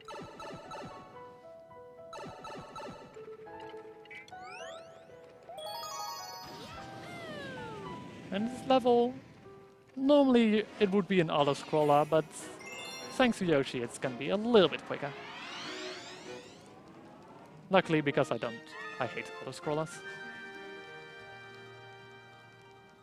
So yeah, we have to head to this final planet over here, which the boss fight will be.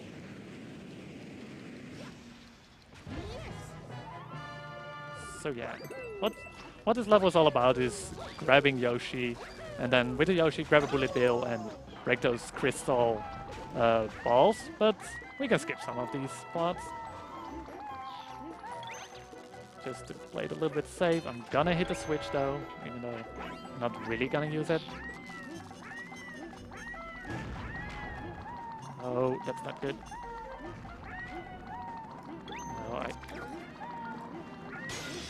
No, that works. But yeah, that's the reason why I hit the platform. In case I mess up, I'll just do that. Alright, off in the next part, we need a bullet bill here. We're gonna take with us. Oh, don't hit the previous one. And we're only gonna hit this button so the airship starts appearing here.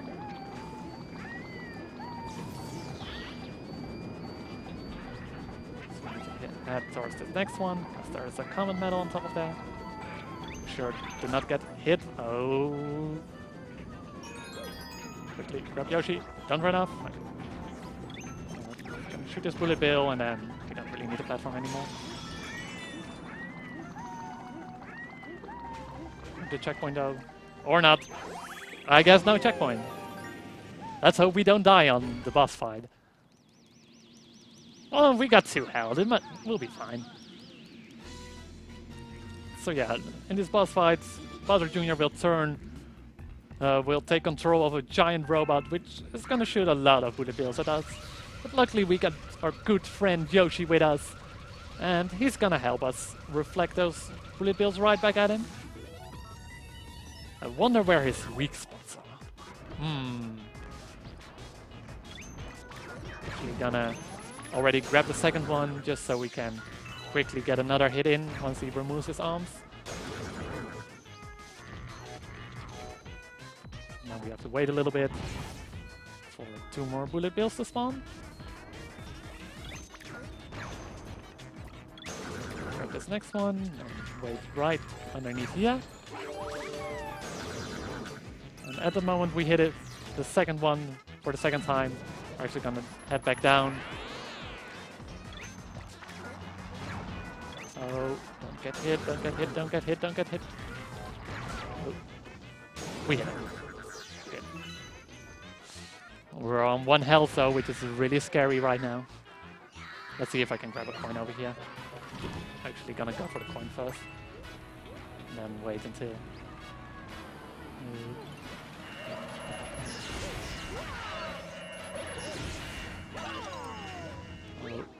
Oh well. I'll wait 1 more cycle. I prefer that than... Oh,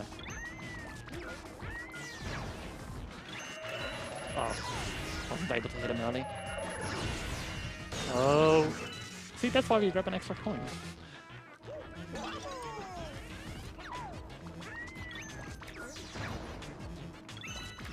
Nice, I got an early hit. Okay, we didn't die. It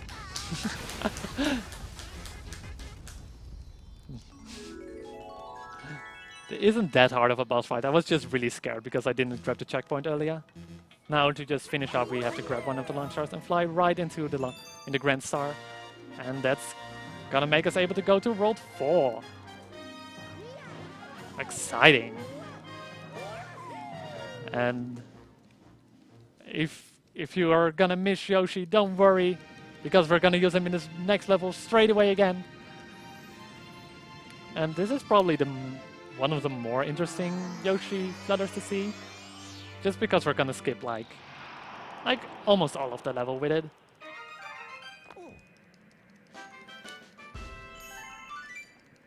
But first we're gonna watch some cutscenes again, and of course someone's gonna talk to us. But yeah, that's the first 3 World 3 Bowser levels done. Only 3 more to go. Which would mean we're about halfway there. Nah, the second half is slightly longer though. But I still think we're on a pretty good pace.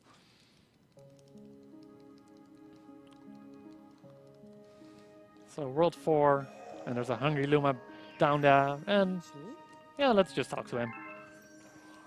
It's a pretty... We want to see Yoshi again, come on, then we have to do this level.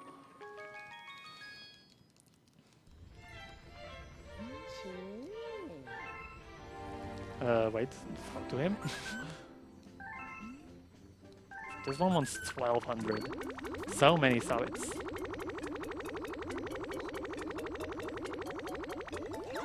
We only need Starbits for 1 more Hungry Luma after this, which is 1800. Mario just likes doing a flip and then freezing mid-air. Even though the rest keeps moving in... Oh, I missed that platform though. So yeah, Sweet Mystery Galaxy. As you can see already the bulb fruit appearing, which of course means Yoshi as well. But yeah, we're gonna definitely utilize the infinite flutters, just go through the level really quickly. Unfortunately, we can't go fly to the final part of the level immediately because we have to grab the common medal in here. So we're gonna make a slight detour. Oh, whoops, I messed up. Slight detour. Slight detour of the detour. Let's try it again. Yeah. I'm gonna land on this platform for a moment.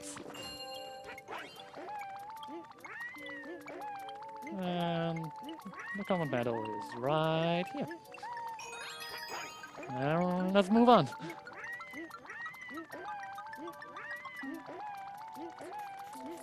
Let's get back on this platform.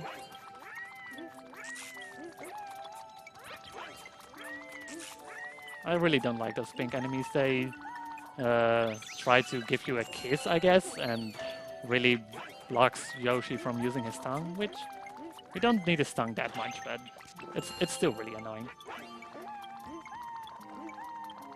So we're flying towards the final part now. Played a little bit safe. Oh, I'm actually grabbing this checkpoint. If you actually fall, no, well, not here, but if you fall down in yeah, Nintendo didn't make dead zones everywhere in this level. So now we're on an invisible floor and we can't get out. So we actually have to do the level again.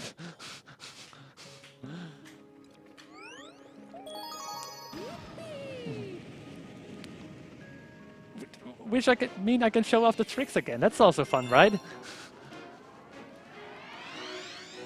But yeah, for some reason there isn't a dead zone underneath that platform. They probably thought you would never fall down there, but guess I proved them wrong.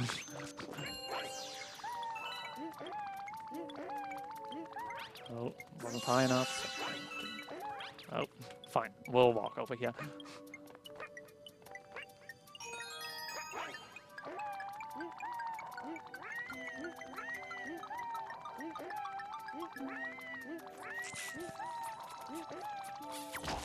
You have to be really careful though with infinite Yoshi flutters because Yoshi can't keep infinite fluttering at that high of a pace forever. So after like 13 or 14 flutters, you just lose all of your momentum, which is really bad if you're like right above a dead zone or something.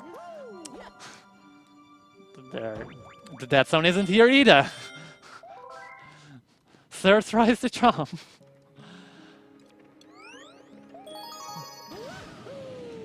We'll get it eventually.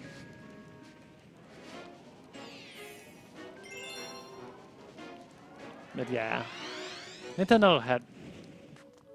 This is like one of the only levels where there's like a lot of dead zones missing. At least as far as I know of. It's right here. Bye, Yoshi! Whoops. I'll grab another one.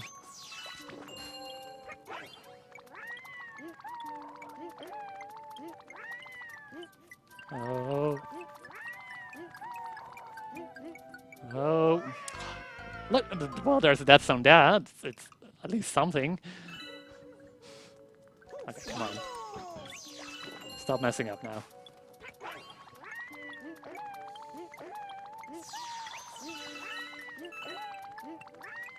Oh.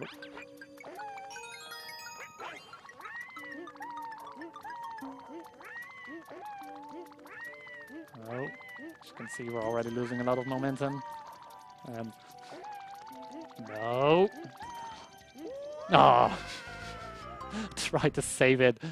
I thought I was above the platform. Okay. Normally this level doesn't give me this much trouble.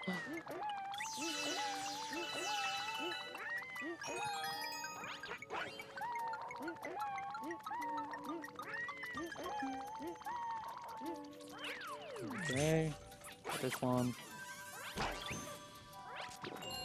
Like this.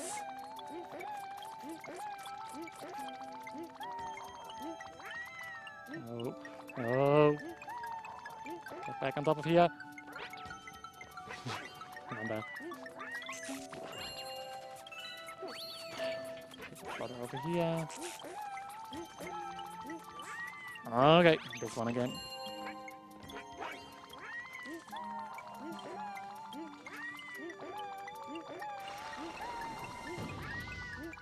I'm just gonna go straight for the star. There we go. Only 5 tries. Easy. That's probably one of the hardest Yoshi flutters though in the game. Like there will be one in the final level as well, which is gonna be pretty hard, but that's only like 40 stars away or something. We can relax for a little while. We think it will take a little while before we see Yoshi again, like 3 more levels or something. Anyway, we're heading off to the next level, Flipsville, which is also involves our reverse gravity again, but this time it's actually in 3D space. So you'll actually see in the air which way the gravity is currently facing, and if we use one of those fences you see, the gravity actually turns around. So we can actually stay on this platform once we go through. But, you know, it's a really long way to go all the way up and down and up and down and up and down. So we're just... whoops, wrong way.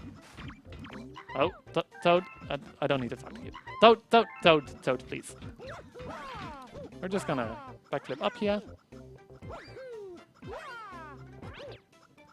go over here, because of course we need the common medal. And then I don't really like this planet anymore. Oh, whoops, I bumped into the fence. Oh well.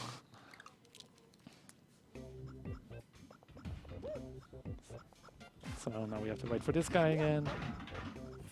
Okay.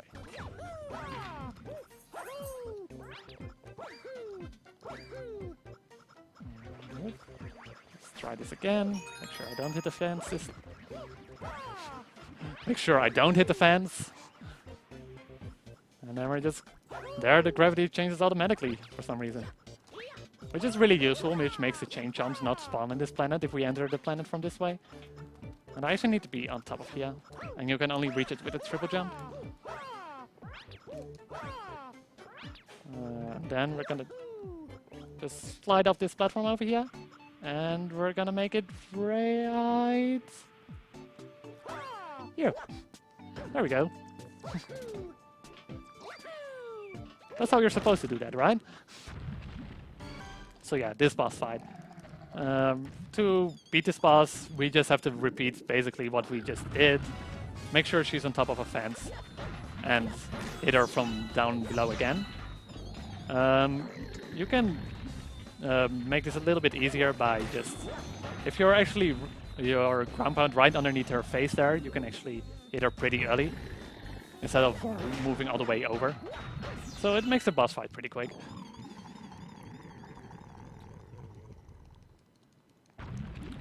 Let me make sure we're keeping on route here.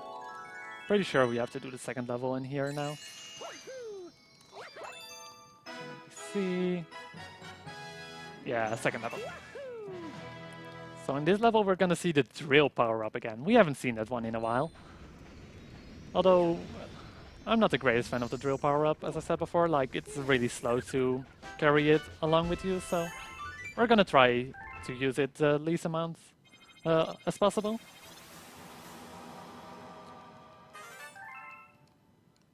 Also, Comet appearing in the horrible, horrible level.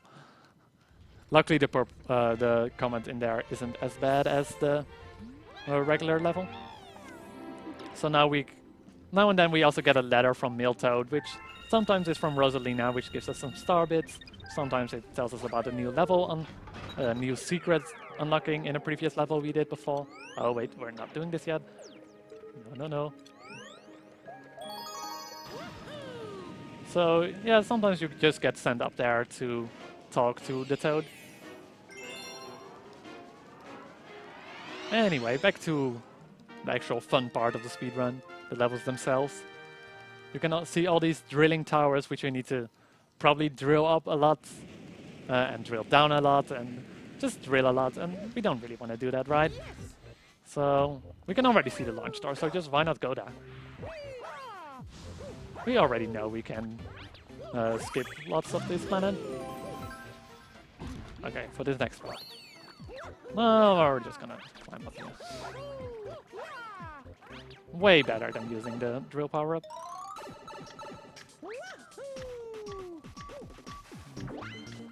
Grab this power-up. You don't want to grab that coin because it actually freezes the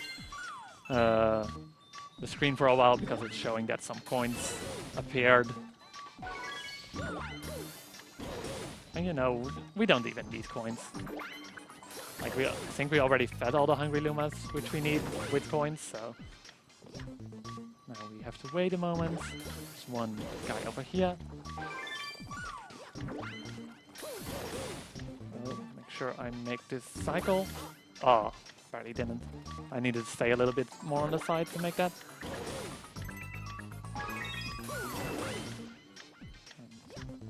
Quickly do this. Hopefully the gravity is still pointing right at the moment after this. It should be though. Yeah. And there we grab the star. Now I need to make sure where to go. Now we're gonna do the comets, which we almost entered before.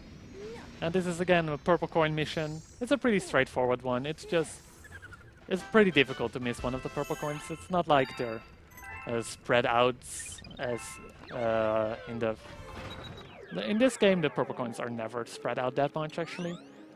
Like, it's pretty difficult to actually miss purple coins in anywhere in this game. It's not like they're hidden behind corners or anything. So yeah, now we're gonna use Yoshi again and actually do this level more the intended way, I guess, because a lot of the coins are on the platforms you can only stand on while Yoshi has eaten the yellow fruit.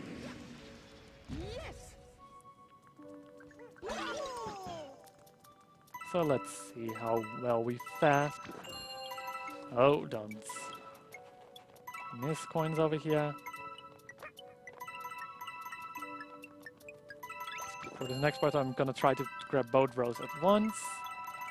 Good. I was actually supposed to jump over here. I'm actually gonna go over here. Back a bit. I was a little bit slow there. Like, normally I want to just jump over that previous platform and go back, but I didn't want to risk it running out of the fruit, so I just jumped over to it. Oh, this is getting it really close. There we go.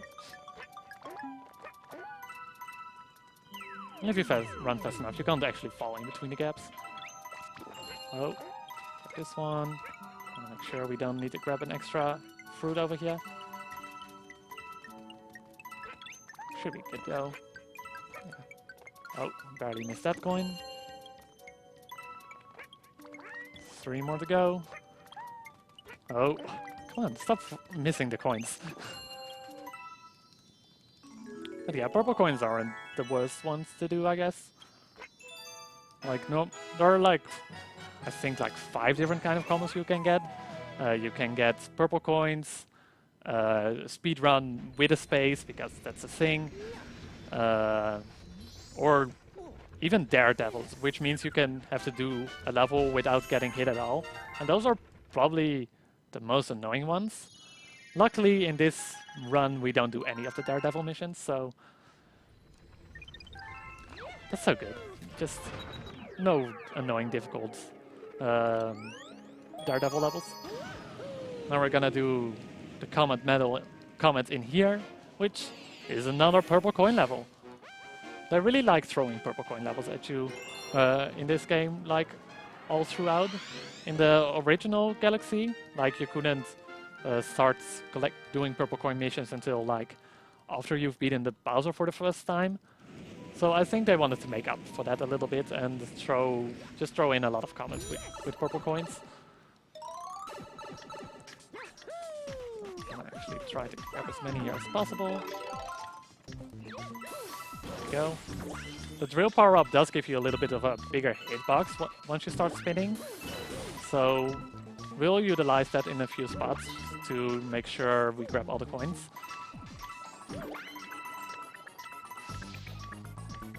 Wait, turn around here. Make sure to grab these 3.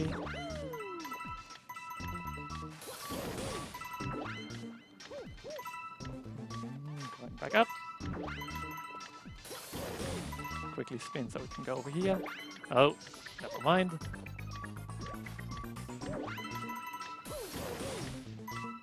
So yeah, this seems pretty difficult to grab, but if we do a side flip, we can actually just grab all of them. There we go, just in time. Oh, that one's so annoying to grab. 1,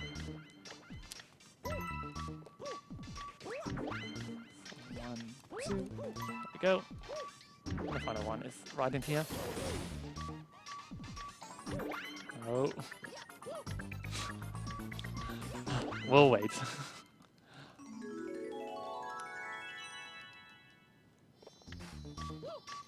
Oh, there we go.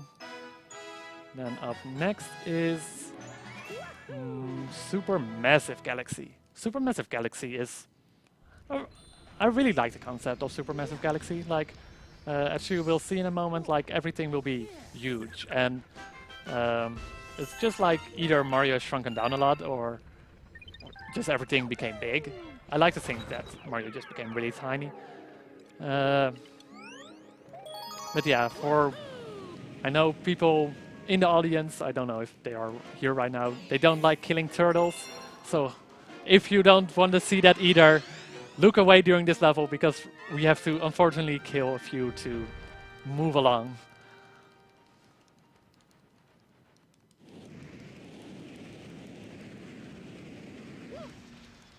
So yeah, everything is huge around us, so we're just gonna first of all, of course, grab the comet medal because comets are usually pretty fast stars to grab. Hopefully you can make its first cycle. Did. Not gonna risk it with this swamp though. As you can see, the dead planet. If you love turtles, you have to look away during that planet. Just gonna do a wall jump over there, and then this planet.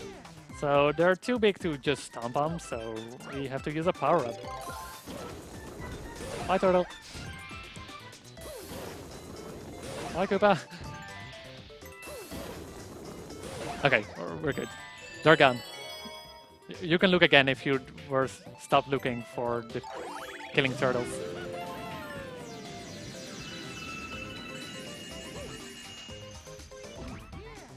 So this final part, there are some star chips over here which we can't grab, but it's not like we need it anyway. The launch star is there anyway.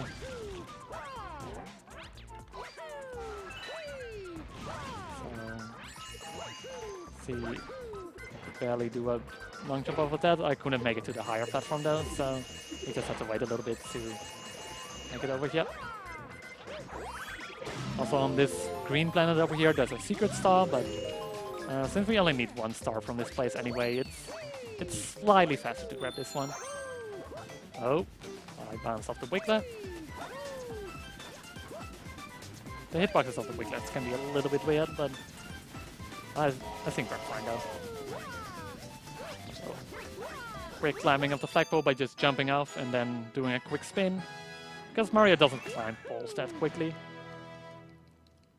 Like, Mario can do a lot, but climbing poles quickly, that's...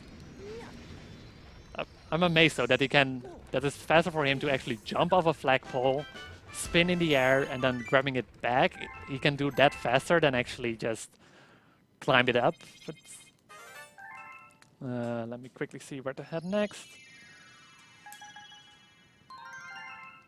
I believe we're heading towards the right over here. Think we start out with jump walks. I believe my route I have on my phone isn't completely up to date, so I'll just try to improvise it a little bit here and there. So yeah, jump walks. In jump walks, the first star we're gonna grab here, it involves the jumps, and we can't really do anything against them. So for now, we just have to keep avoiding them and not get hit. Also gonna do a long jump over here, just so we can get here a little bit early. And since we need to wait, grab the star coin or comet medal.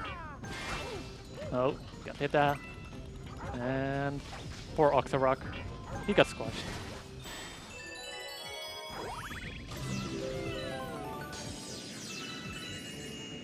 So on this next planet, some bigger chain jumps start rolling, which we can still easily avoid by doing a triple jump. And then we can just go straight into the launch star. I'm gonna try to get the first chain jump in during the first chain jump that comes out here by utilizing that green platform a little bit. He actually got up there because it tends to that platform tends to hang to the right in neutral state, so I actually jumped on there a little bit early, so the first chain jump can actually get on top of it. It saves a little bit of time, but it also can be quite tricky now and then. Also, all the star bits we don't need. Just gonna shoot. And as you can see there, a gold chain jump is spawning. And those gold chain jumps each contain a star. So we have to make it to the end so we can break it open and get the star. So for now we just have to lower a few of these platforms while avoiding the enemies. Nothing too much going on. So there's one more platform he needs to get up to. This platform, and that will go up once we ground pound this thing, but it will go up instantly, so we just have to wait. Jump a little bit, shoot some star bits. Try to make it start rolling faster, even though we really can't. And no one likes that Octorok ride. It's gone now.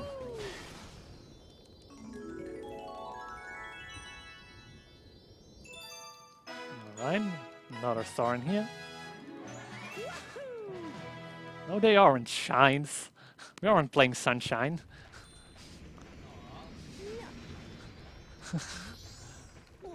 This is better than Sunshine.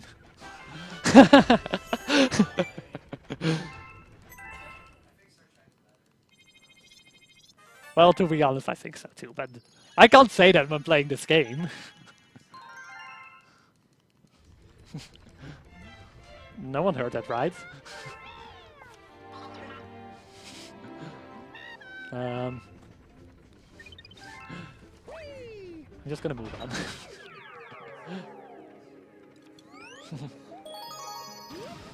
Alright, we're gonna go to Chomworks again. And as people might remember from the first Galaxy any % run, we don't really use the spring power-up. Unfortunately, Nintendo got smarter, and now we actually have to use a really slow power-up. So that's gonna be fun.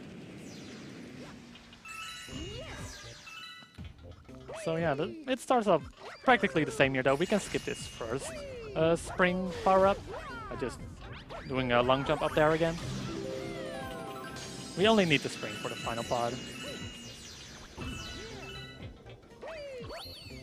Oh no, we grabbed it.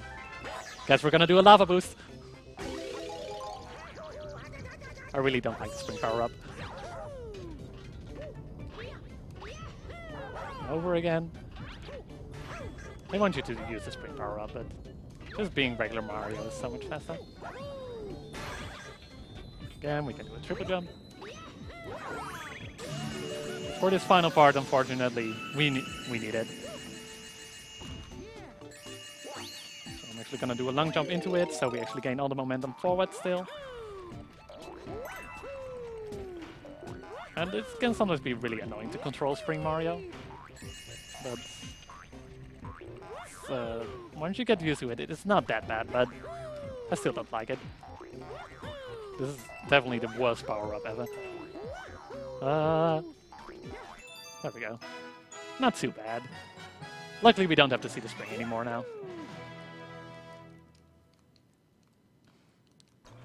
So now in the next level, again, a level with Yoshi, which is always fun, right?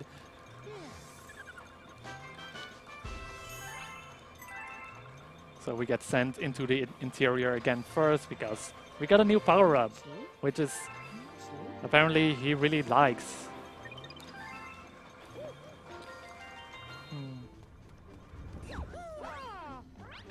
So gotta go move back towards the steering wheel. And then we're gonna go to Starshine Beach. Speaking of Sunshine, there it is! There are a lot of references here to Sunshine, like there's a Yoshi, there are Piantas all around. I really hope the level is nice to me now after me being so mean towards Sunshine earlier.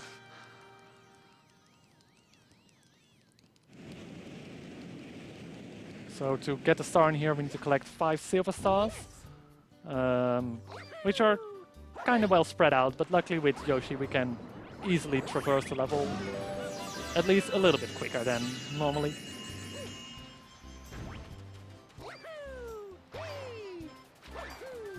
So here's our good friend again. We're gonna grab one of these crabs because we need him.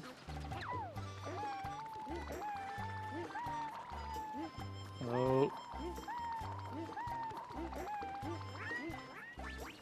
I messed up a little bit with my infinite flutter. I needed to be that. I normally wanted you to do this with a spiny, but if you stand close enough, you can actually just shoot the crab through and then on its way out it breaks it open. I don't know why that works. Oh, we mess up our angle a little bit, which means we gotta do this the slow way. But still, we're not gonna do it the intended way, that's even slower. Hi, Yoshi. Oh, that was mean. That was mean of me. I'm sorry, Yoshi. Fine. We'll take you to the next part of the level. So now we're gonna grab the pepper power-up so we can move quickly up here. On top of the beautiful Pianta statue. And now we need the next pepper. One is really close in the water here. And I'm really sorry, Yoshi, what I'm about to do. Well, Yoshi can just stay on that platform forever, right? Like, it's not like we need him anymore. Like, he can't even swim underwater. And we need that right now. Because before we're grabbing the star, we have to deal with no music for a moment. And then we have to grab this common medal. And it's slightly faster to swim in the water by spinning instead of just holding A. Here's Yoshi again. Doing some infinite flutters, goes slightly faster, and then we just jump off of him again.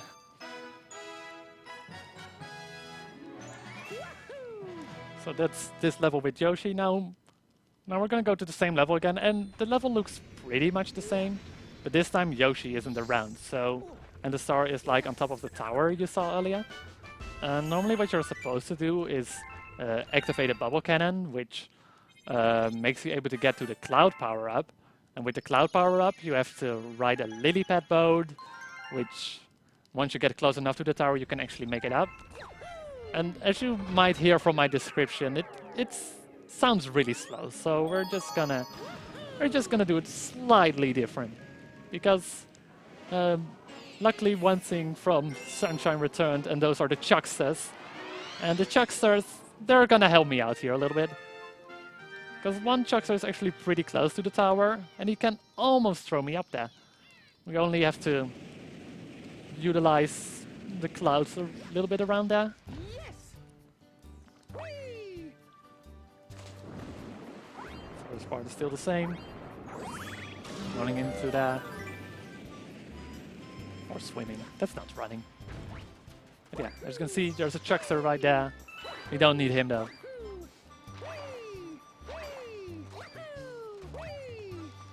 Moves quite far back. That's the guy who's gonna help us. We're actually gonna look up here. We have to wait for a specific timing for one of the clouds to appear. Because normally you can't stand on top of the clouds, but you have like a few frames to actually make a jump. And then you can just go for it again and then do a wall kick off of there. Really fast.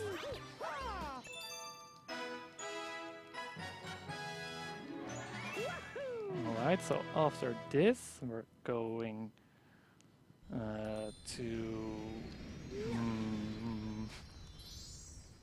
we're actually going to the Bowser level now.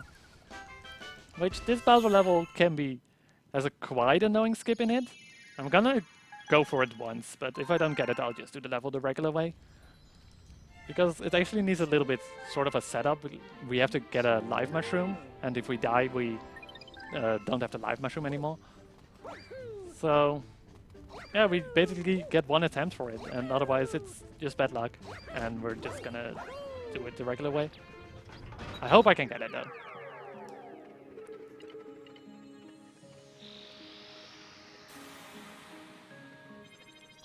Or, wait, I might actually need to do this first. I know I have to do this at one point, but I can't really remember where it is. Like I'm sure it was either supposed to be done now or like in 5 stars or something. I'm sure this won't mess up anything. So yeah, we're gonna do this second half of the level again with the golden chain jump. But this time, as the title already implies, there will be cosmic clouds, which is really annoying for this level since you actually have to wait around a lot, both on the platforms to make them move down and just waiting for the chain jump to arrive. Luckily you can kinda... Oh, lava boost. You can kind of mess with the Shadow Mario clones. If you go into crouch mode and just start moving slightly forward, you're still fast enough to stay away from the clones, but it makes you able to utilize your limited amount of space a lot more. And we're gonna do that here as well. We're just gonna enjoy this crouch dance with all the Shadow Marios around us. Also, poor Octorock again. Didn't even see it coming.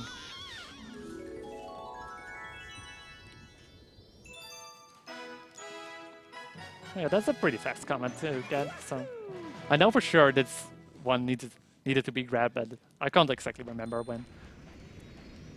Luckily the comments aren't on that strict of a cycles as in Galaxy 1. Because in Galaxy 1 it was way more annoying with comments appearing and disappearing, so... I'm pretty sure that this one messed things up. I see we got a donation, so you can read that out. That we do. We just got a 10 euro donation from Zita saying, I heard we're having Cruelgate as a Totodile name. And even though I like as a trainer name, we could also call it Wee in honor of Nubo and to make it a better match. If we all combine our energy and money, we can make this work. So yeah, money goes to calling the trainer Wee.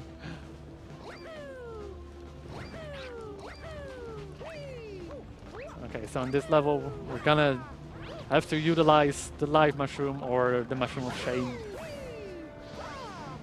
And hopefully we can get the trick. Like, we need all of our 6 health to make it. Like, we're gonna do 5 lava boosts in a row, hopefully. And hopefully make it to the next section. But before we do that, always grab the comet medal. So again, going on top of here. Totally the way to go. We have to get to the other side of this thing. I know, right? 1, 2, 3, 4. Oh, I only needed 4. That was a really good jump then.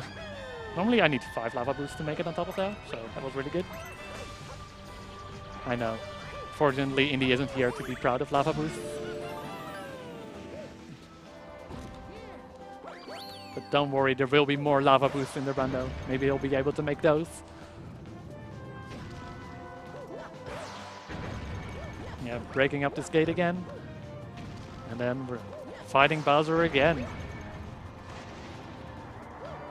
Also, we're jumping. It's slightly faster to do a long jump off of there, so you trigger the cutscene a little bit earlier. Oh wait, Bowser isn't here. Oh, that's good. Let's just grab the star and go away. Come on. Quick, Luma, find it. Oh, too late. He got back. So yeah, the fight is pretty similar to the first fight. Only he'll create some shockwaves now with the things that fall on top of the planet. And his pattern is also slightly different. As you can see, he starts off with punches right now. And we first need him to drop down the meteorites before we can actually hit him. So we want to try to skip this cycle of him hitting the ground. So before when hitting him the first time, I'm actually gonna wait a little bit before I actually hit him. So just gonna stay on top of here for a little while. Oh, I was a little bit too late. Whoops. I'll try it again. But yeah, if you hit him while he starts punching again, he actually skips the cycle of punching and you can just... he'll instantly drop the meteorites down again. So let's make sure... Should be good. Think we're good. Yeah, he's dropping meteorites. So we skip the cycle of him punching there. Oh. Click back here. Barely in time. Alright, second phase. Still very similar to the second phase of the first fight as well. He drops meteorites, and as an extra he starts breathing fire now. But this time the planet is actually on fire. This planet's on fire.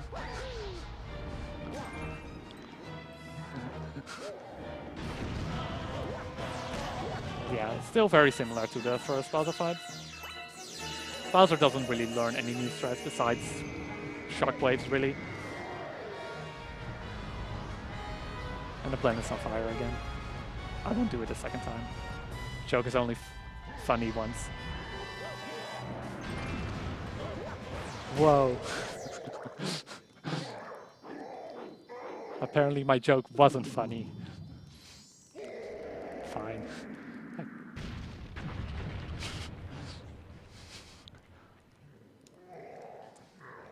It's better than nothing. Like, what else was I supposed to talk about? Like, this is the same boss fight as before. And this is the same thing as before. I could try to make a joke, but yeah. Anyway, that's already the 4th Bowser fight. Only two more Bowser stages to go, 2 more worlds. So yeah, we're getting quite far done, but that should be with a run being over 2 hours in. So let me actually grab my route again, see what it says me to do. Okay, yeah. Before going to World 5, we're actually... Well, first we, of course, get the animation again of World 5 opening up. And a good friend of ours is gonna talk to us. But yeah, after that, we're actually not doing World 5 yet immediately. We're first gonna grab some more comments again.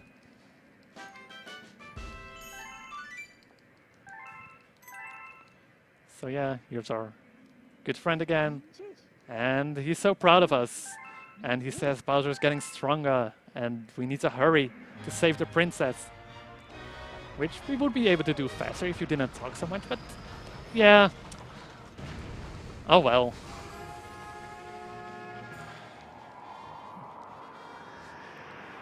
Saving the fruits?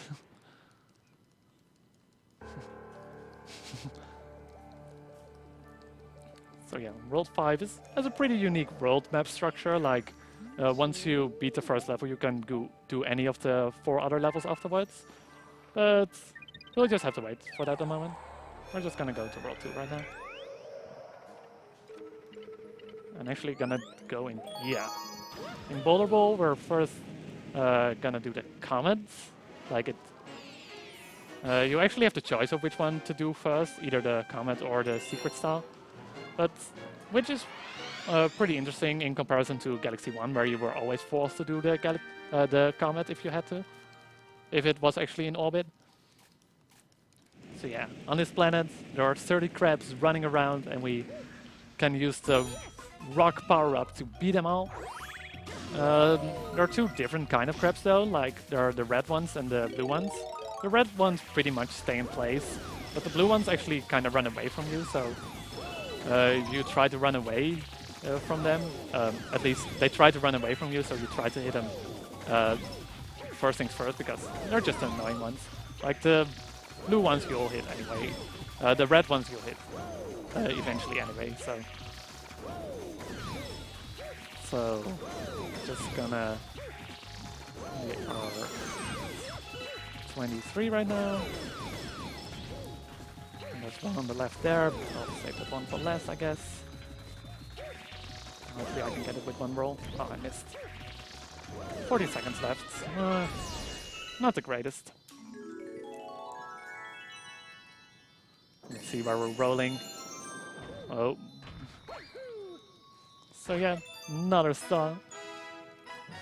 And then we're gonna do one of the earlier skips we did, but this time a little bit easier, since we already got the comment medal in this level. We don't really need to use the rock power up for the first half anymore, so we can just stay regular Mario, and it makes the skip way easier.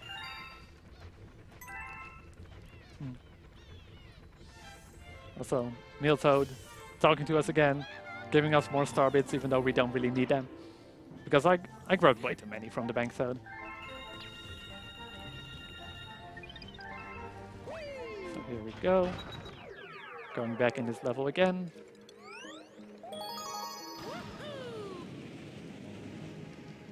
And since we don't need the count medal, we're not gonna grab the rock power up at all in this level. It's just too slow. Because earlier in the run, we've gotten a letter from Toad which said like, hey, there's a robot in this level which really wants you to come back and help, and needs help with something. So we just have to help him with that. So now we can do the skip a little bit more easily because we can just do a spin, which gains a little bit more distance. And we actually have to lure a Goomba towards this guy. And that's really... Oh wait, there's not a Goomba in that. Oh, don't get hit there. We have to lure the Goomba towards where the robot is. And it's really annoying with the chain jumps because they can roll it over and it just disappears. So we try to make it run around here a little bit without him getting hit. So it can be a little bit tricky to lure him over to him. So I guess you can read out the donation now. We just got an 11 euro anonymous donation saying, "Wee!" And that will put Wee in a comfortable €1 lead for the trainer name for Pokemon Gold. So yeah, we got the Goomba over towards him, and luckily it didn't get run over. Like, there are a total of 2 Goombas on that planet, and if they both get run over, you actually have to kill yourself to actually respawn the Goombas. So I'm glad that didn't happen.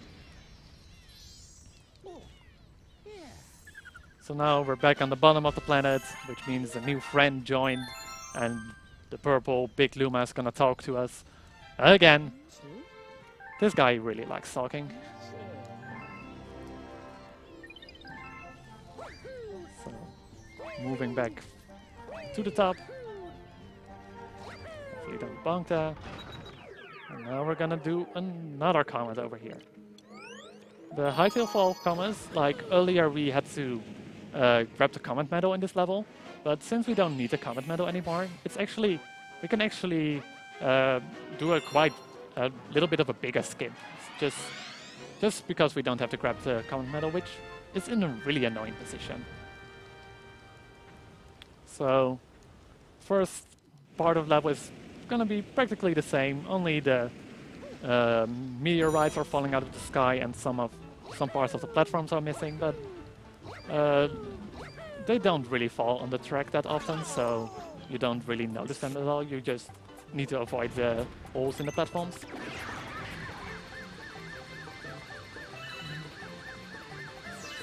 we go, first launch star.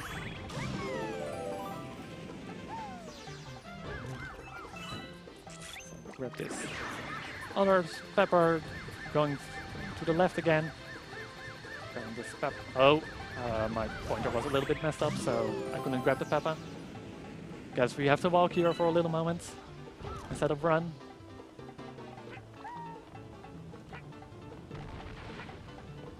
And try to grab it as late as possible, just so we don't have to deal with the falling platform in the end.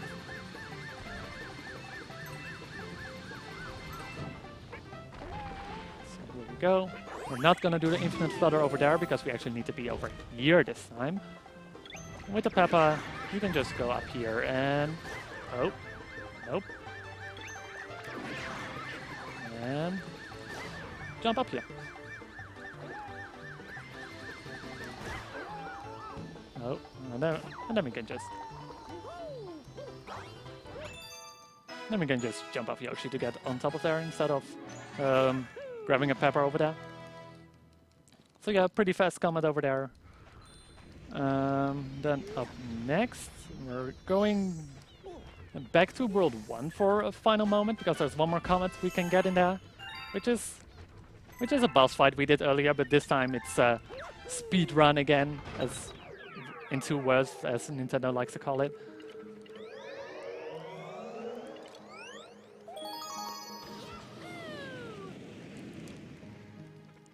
So what we basically have to do is beat the boss again in 2 minutes, which is really, really generous. So even though it shows you this first little planet, like, hey, you remember that planet you skipped? Technically, well, we're not gonna do it again. We're just straight on top of here, and he's exactly the same as before. He has the exact same patterns and everything.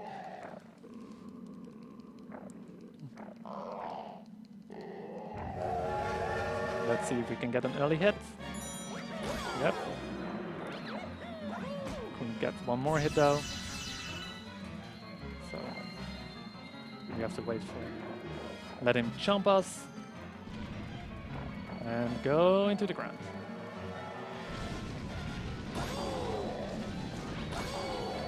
Go, that's the first phase. Let's see if we can get an early hit again.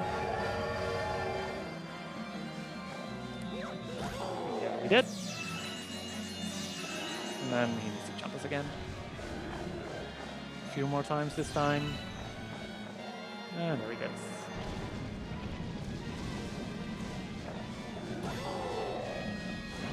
There we go. So yeah, we didn't need 2 minutes. I don't even know what time the timer was on, but probably somewhere around 30 seconds or something.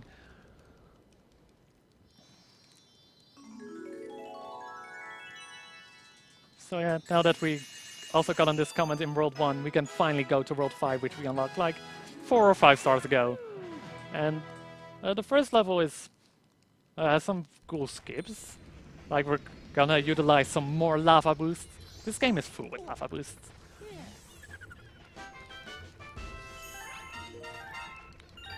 Also, I thought I shot all my sobbits. Oh well. It's only half a second each time. Anyway, after World 5.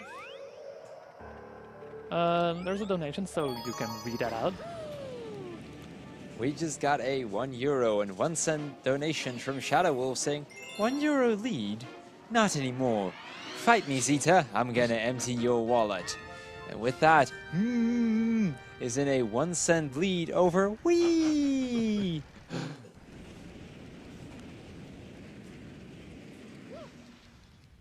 Alright, so for this first planet, you just get pulled up there immediately. And, oh.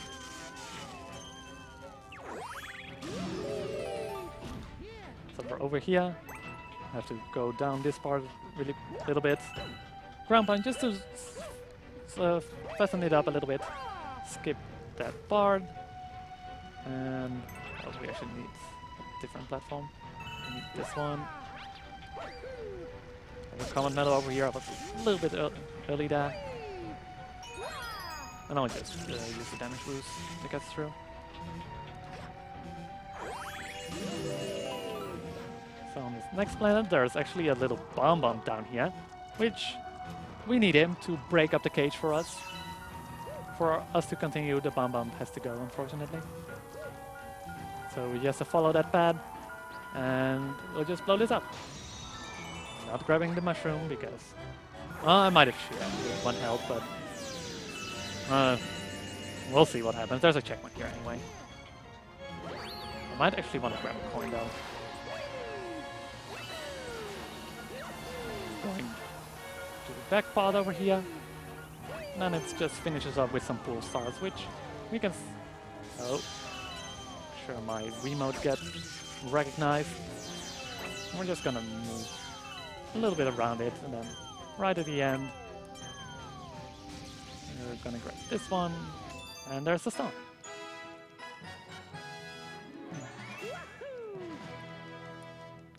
So for this next one, we're actually gonna use some of the momentum jumps again, but this time it's one with a swamp again, so we can jump really high.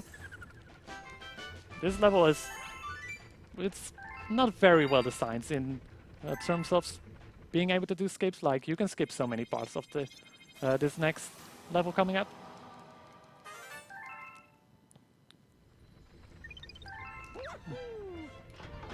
Not yet. I'll be doing the fire and ice level a little bit later, like in a few stars. But first we gotta collect the 2nd star in here, because it's a really fast one with the skips we'll be doing. So what they intend you to do is go all the way over the bottom, open the gates, get up there on the right, and then just keep slowing down time so you can actually slowly move up those platforms. But, you know, we don't really want to slow down time. It only takes more time. So I'm just gonna start off over here, and yeah, I don't want to go to the right. Let's go to the left. So now we're on here. I'll Already skips like half of the level. Oh. That hitbox on the electric fence is a little bit weird. Oh. Get hit again. Oh. Have to be a little bit careful here to get up. Oh. Don't get squashed. And let's try that again. Need to time it a little bit, and then we get on top of here. Then we can jump up here. What? He spawned in me and pushed me into the electric fence. Wow. And we're right at the start because we didn't grab any of the checkpoints. I guess it would be perfect moment to read the donation then. We just got a €2.99 donation from Zeta saying, "Okay, I fixed it. Challenge accepted, Shadow. Let's see whose wallet is bigger. Can I get a wee? Wee."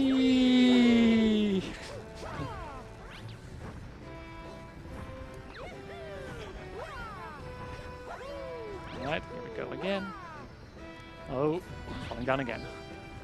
Oh, fine. Then we're just gonna do it a little bit more casually. Oh. No, I don't like doing this level casually. Swamp, get back. Oh, that wasn't the momentum jump. Oh, got stuck. Oh, come on.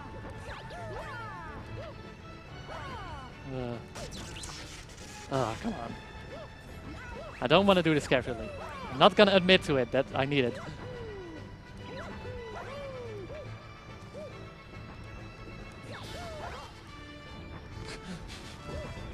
Maybe I should have slowed down time by now, but nah. Fine. We'll slow down time.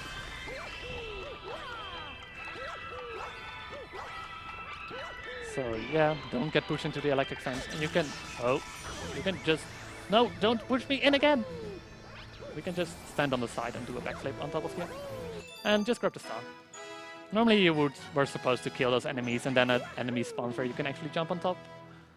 But we don't want to do that. So now that we're done in Space Storm, I guess we can start out with the fire and ice level. Oh, be safe, thank you. So we go in here. And the fire and ice level, the Shiverburn Galaxy, is probably the most annoying one. The first star we'll be grabbing here is the secret star, which isn't that bad. It's mostly the actual star that can be a little bit annoying.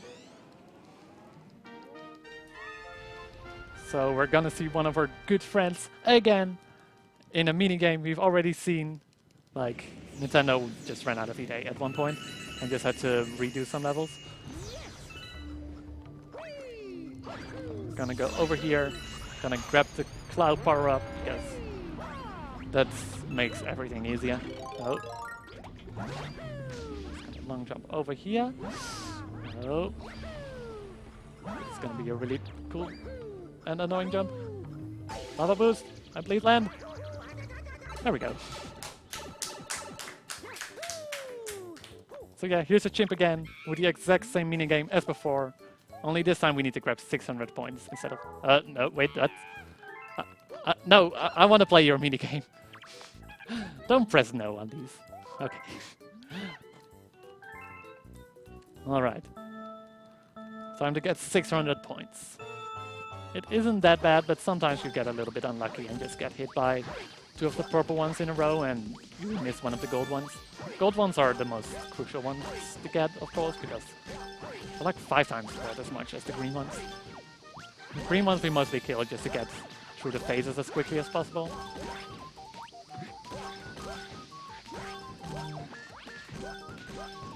No, they're pretty... they're always the same. Like, they're not the same as the previous time we did this, then they were in slightly... I think it's rotated like 90 degrees. Oh, got the gold one and we're good. But yeah, the pattern in this level is always the same. So yeah, we got 650, that's more than enough.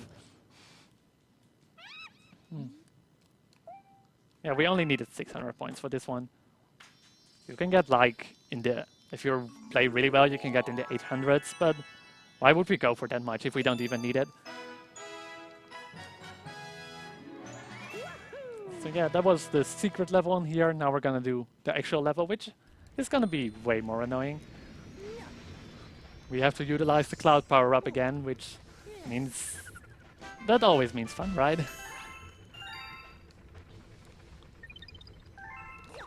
Here we go. To the controls again, and go back.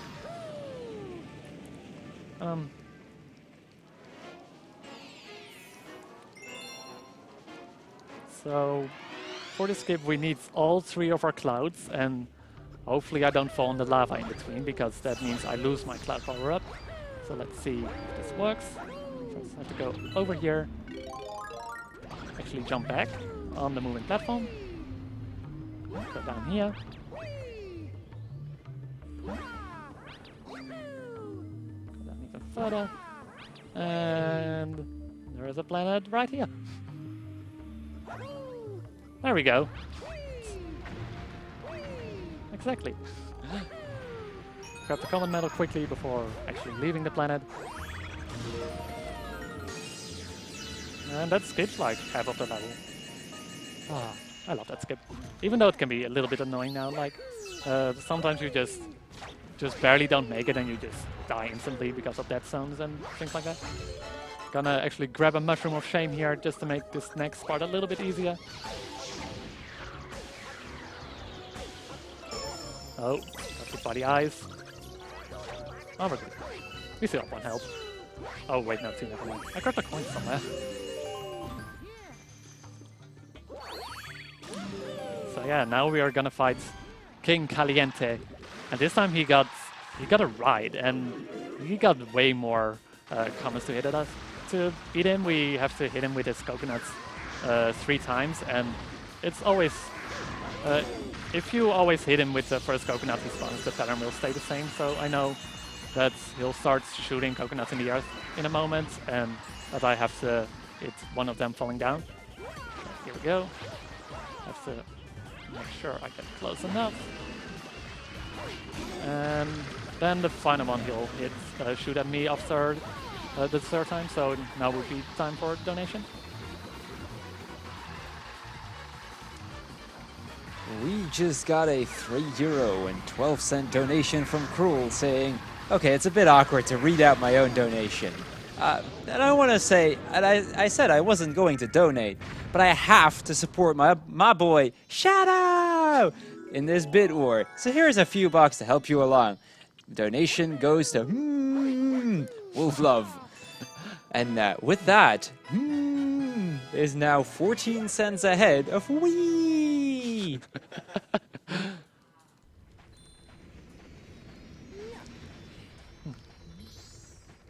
So yeah, now we're done in Shiverburn. Thank God. And now we're gonna do more things in World 5. We're gonna probably go to some upside down gravity again, which those levels are usually pretty fun. Like, this one can be a little bit annoying to grab the Comet coin or the Comet medal. I always confuse those two.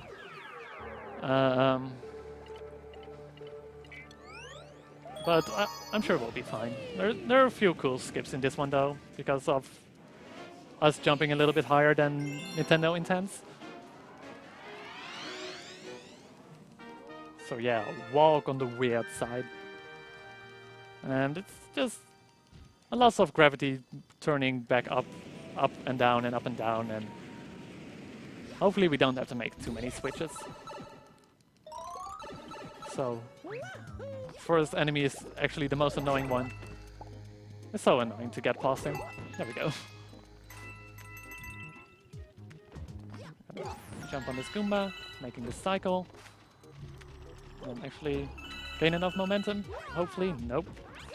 With enough momentum you can actually already get into this thing, actually making you to go up a little bit quicker. You can read a donation. We just got another €10 and 69 cents from Mr. Gavicker saying, it's way better than wee. So be sure to tape Shadow and Zeta during the Pokemon run. Let's get some more awesome lava boosts in Super Mario Galaxy 2. And with that, is taking a very significant lead with now a 10 euros and 83 cent lead over Wii.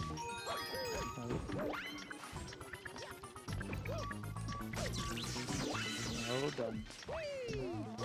We already had the most difficult part of the level, luckily. This final part is pretty easy. Just wait here and jump right, and when it changes gravity, you can just immediately fall in there.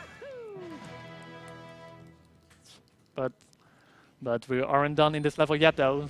There's still a secret star again. Just like with the same galaxy, like quite a while back now. There was this secret star in there as well, with a fire flower and breaking trash.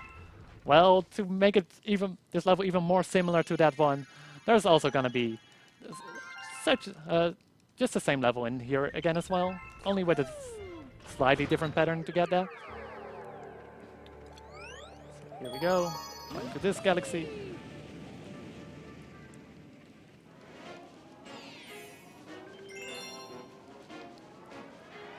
Like you might have already seen where we had to go a little bit earlier, but I just ignored it at that point because we didn't really need it yet. There we go. I have to wait here for a moment. We need that pipe. And it's easier to just walk to the left there. So yeah, now the pipe is less hidden than before, but it's a little bit more difficult to get to. It's actually all the way on the top here, so if I can actually break this box. Thank you. And so yeah, there are some more boxes than before, but it shouldn't make any difference. Like we can easily clear out this within 20 seconds.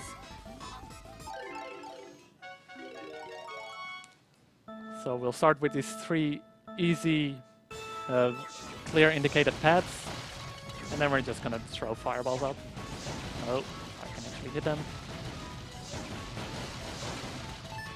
Oh, I missed that. Whoops, it's gonna be difficult.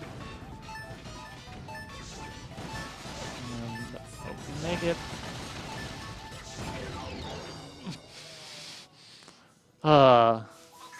Almost. Oh well. We can try again. Like, during that, you can read out another donation.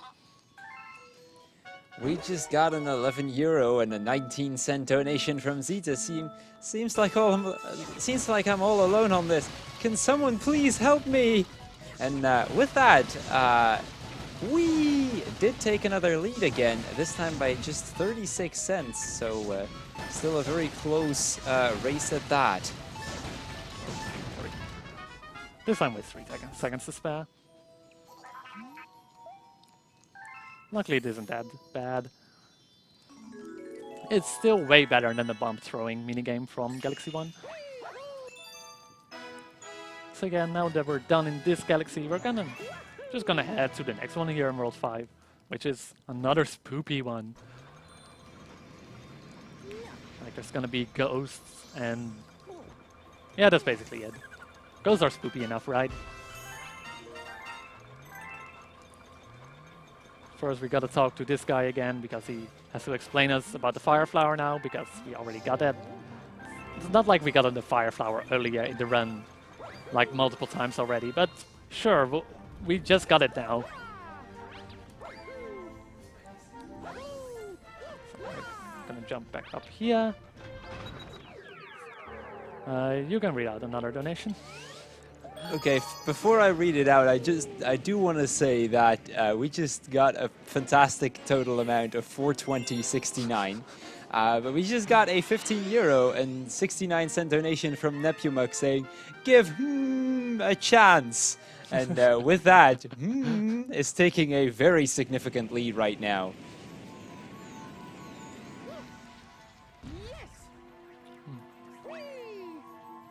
So this first part of this level is a little bit of a maze on where to go. Luckily it isn't too difficult to find a way.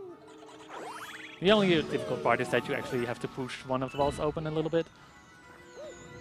So now we got a little bit of an auto-scroller pod where we just have to wait until this platform reaches the other side. And to make this a little bit easier, I'm just Oh, I wanted to shoot Starbase at them. So just to be safe, I grabbed the checkpoint. I jumped on this platform a little bit early just so this starts moving early. Skipping this pod for the next auto-scroller pod.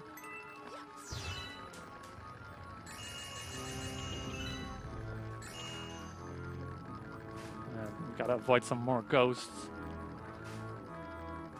And the common medal is pretty obvious. Like, if you miss this one, it's... I don't know how you would miss that. Anyway, we're not gonna go the intended path yet. We're first gonna go to this secret over here, where we just have to stay on this very fast-moving platform for a little while. And then right at the end of this pass, if we don't get pushed off, is another star. We're also gonna do this level the regular way. So the first half is gonna be pretty similar to that. After that, we'll probably do the Comet in Shiverburn. And then I think that's about the end of World 5 already.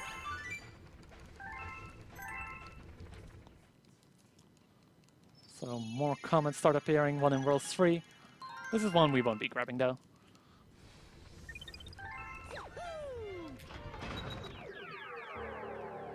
Go to Blue Moon again. And now we'll actually be able to see the moon and see why this level is called Blue Moon. Because we haven't even seen blues. Well, we saw a few blues in the early level, but we really haven't seen a moon yet. Maybe somewhere in the background, but... We want to be on the moon though. Like, Mario's a space traveler, I'm sure he wants to go to the moon at one point as well. You can already see it there in the background. So now we're gonna wait on this slow moving platform again. Avoid everything. Oh, go. Also our checkpoint disappears. Even if we die now, we still respawn at that checkpoint, but the checkpoint isn't there technically anymore. It's just somewhere in the deadly goop of deaths, I guess. I'm gonna slowly move around these just to make sure they don't knock us off. And then right at the end here we do a long jump towards the launch star. So yeah, now we're on the moon and we need to collect some star chips. And yeah, that isn't a very impressive moon. We're just gonna jump off on the right here. Right. Final part has some silver stars floating up in the air, which we can, a house will pop up once we hit this thing. Hopefully we can get this with one cycle before the house goes down again. I think we're good though. So yeah, that's 5. Not too difficult to do, but it really wastes a lot of time if you get hit by a boo and then get knocked off the platform. Because it takes a little while before the platform actually starts moving back up again. So that's the end of Blue Moon. No more spoopy levels for a little while. We'll have to go to one more though in the end. But yeah, before heading off to Bowser Jr. here, we're gonna, as I said before, we're gonna go do a Comet, which is gonna be a kill them all again. But first, Toad. Hey Toad, here's another letter for us. Another robot talking to us that something has appeared or that they need help. But we're not gonna help him because it's a really annoying mission to do and it's pretty slow as well. So yeah, going to Shiverburn. And this is probably a faster level. It's in this level we have to kill 30 Octoroks, but luckily there are like rainbow power-ups everywhere, so this level is pretty straightforward. So a perfect moment to read out a donation. Well, Frosty, do we have time for a few, actually? Sure we do. Okay, because we've got a few donations coming in. We've got €2 from ShadowWolf saying, can we use this money to buy duct tape for Zita's hand so he can't donate anymore? Then just after that, we had an €8 donation from Rikult saying, Wee is cool, Shadow's wolf shirt is great, but vote before it's too late. Shoutouts to the amazing co-commentary doing the Wind Waker HD from ShadowWolf. And then last but not least, we've got a €22.31 donation from Zita saying, we agreed that we was that better than this isn't a fair fight. It's 1 versus 4. Can someone please join my side?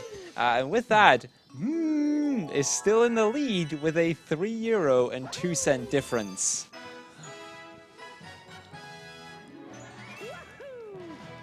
So yeah, now we're actually gonna go to Bowser Jr. And you actually see a little bit of a reference to the Bowser Jr. fight from before. Like, you remember the robot which we had to defeat with Yoshi, and we almost died, and we panicked a lot.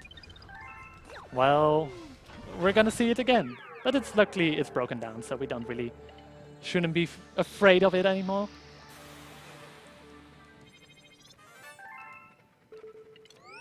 So yeah, Bowser Jr.'s Boom Bunker, which is still first a pretty short level, like with any Bowser Jr. level, and then a boss fight in the end.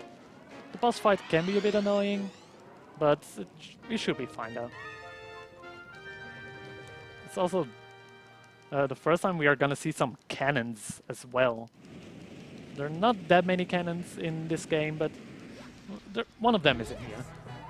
So here's a robot from before. It's all broken, right?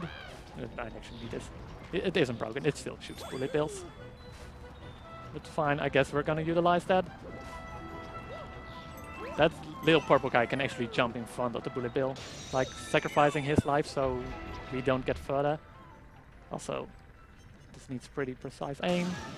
If we actually aim at the boomerang bro, we actually kill it already by entering this planet. Normally they want you to hit a big target on the top right, but then you need to kill 2 hammer bros, which, as you can see, can take a little while because you first have to knock them over, and then after that you can kill them.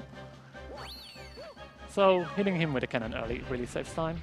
Also this next pod, we're gonna aim this properly, and if our timing is correct, we're gonna just land on this platform immediately. We have time for a donation. We just got another €7 from Zita saying, fix it! And with that, Wee is actually taking the lead with a €3.98 difference. Alright, so this boss fight, like, it's Bowser Jr. again, and this time we got a big tower, which is gonna shoot lots of different stuff at us, which it's gonna be really annoying because it can even break the clouds from the clouds power-up, so if you're not careful, it can actually make you fall all the way down again. The first 2 hits aren't gonna be too difficult since the tower isn't that high yet, but as I might have spoiled now a little bit, it might actually become a little bit taller in a moment. Here we go, that's the first hit. So now he's gonna suck in all the clouds, which can be really annoying, but if you just wait a little while before starting your clouds, you're usually fine. Alright, so now he's really gotten angry, and now this tower can drive around. And it also makes it quite a bit higher, which can be quite annoying. Going up here, quickly making it out of its way. Unfortunately, couldn't avoid the thing, but oh, thanks. I started doing the electricity thing and it actually hit me. So, and then he threw us off. How rude. Okay, back up. Oh, it's gonna do this again. Make it quick. Hit the thing, make another cloud, and it should be good. Oh, as you saw there, it can actually break the clouds you make, so sometimes you get a little bit trolled there and it just breaks the cloud immediately underneath you. So yeah, that's Bowser Jr. Probably the last time we see him. I don't think we see him actually see him in the final level. So there we go. The Grand Star, which takes us to World 6, the final world of this run. Technically there's a world behind World 6, but we don't need to go there since Bowser is at the end of World 6. At least the final Bowser. Because we've already seen Bowser before. So, and as any time with collecting the Grand Star, we're gonna create a portal, and our good friend Big Purple Luma is gonna talk to us about being really close to Bowser. So alright, 56 stars. We need only 14 more to make it to the end.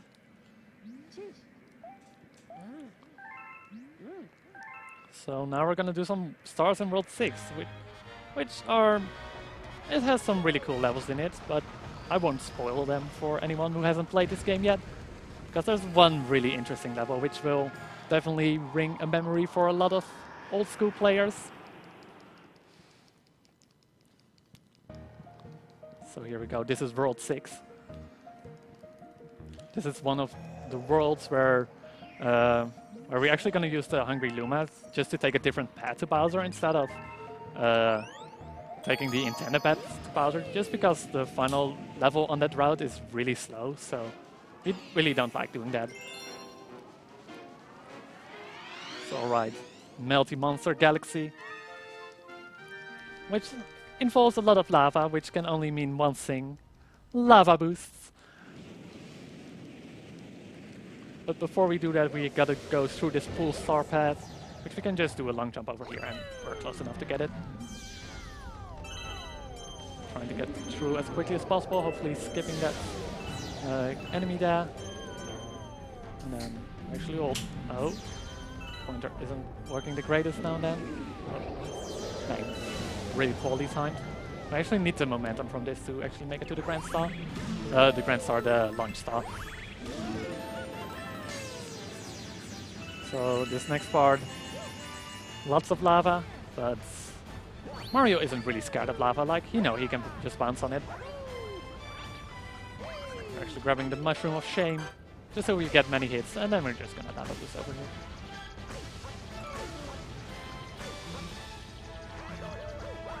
Oh. So just to be played a little bit more safe, I'm actually gonna grab this checkpoint. You never know what happens on this spot.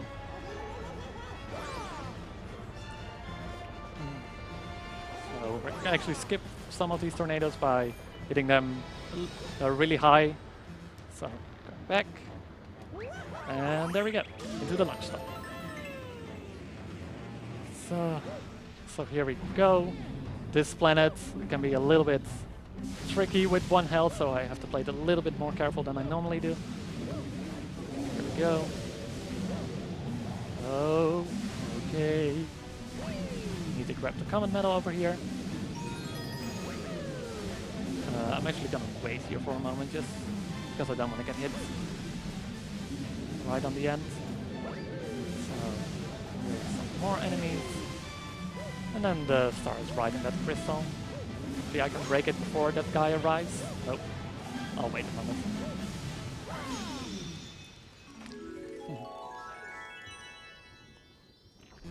And then we do a long jump over there. There we go. That's the first level of Melty Monster. Now we're going back into Melty Monster, and even though the level is called Melty Monster, there's like only one lava level in here. But for the second star, we're gonna see one of our power-ups again, which we haven't seen in a while now.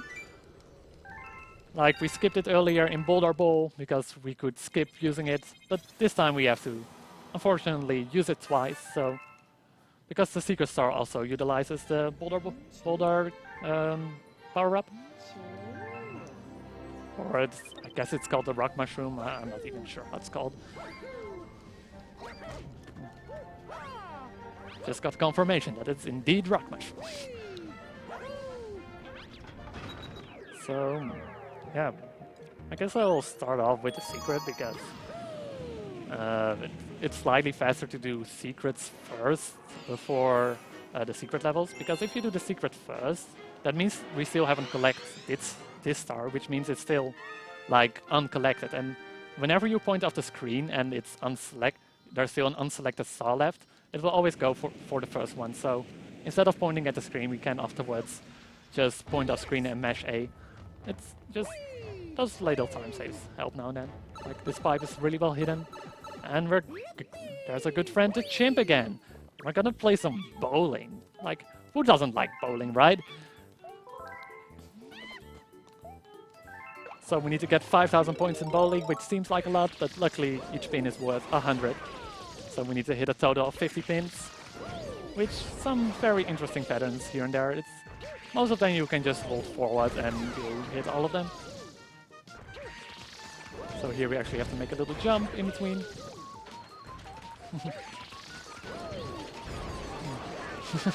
Whoa! This is way better than Rayman bowling. I've never seen it, but I know for sure this is better. Because it's Rayman.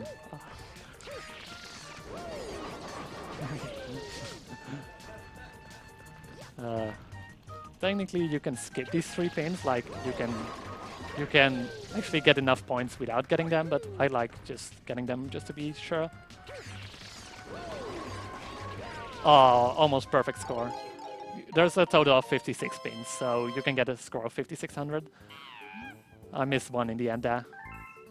Luckily that doesn't matter at all.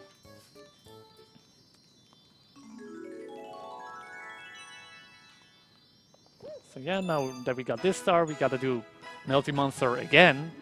And again, with the rock mushroom. But this time we're actually gonna go through an obstacle course with it, which is really fun. As long as you're not collecting the green stars. Like, I've mentioned the green stars before, like, those unlock after you have collected all 120 stars in the game, and then they'll start appearing in the regular levels. Well, the one hidden here in Melty Monster, it's a really difficult one to grab. Like, normally I need like 10 tries or something to get it, so I'm so glad that green stars aren't in this run. Because that would be terrible to get. So here we go, now we can do the level the regular way. Going up here. No bowling unfortunately, but we're still a bowl and we're knocking stuff down. That's basically what bowling is.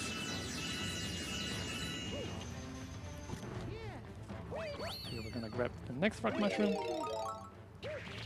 And after we drop down this bridge, it's a full obstacle course to the end. You can't actually make it out of your boulder. Like normally you can press that in the air and then you get out of it, but Nintendo was smart enough for you to actually disable that over here, so you can't cheese the level and you actually have to do it the intended way. Luckily the boulder is way faster than walking though, so I don't really mind. This is Sonic indeed. We're going fast, we're in a ball, so it must be Sonic. Ooh, Monkey Ball can also be through. Definitely not Mario.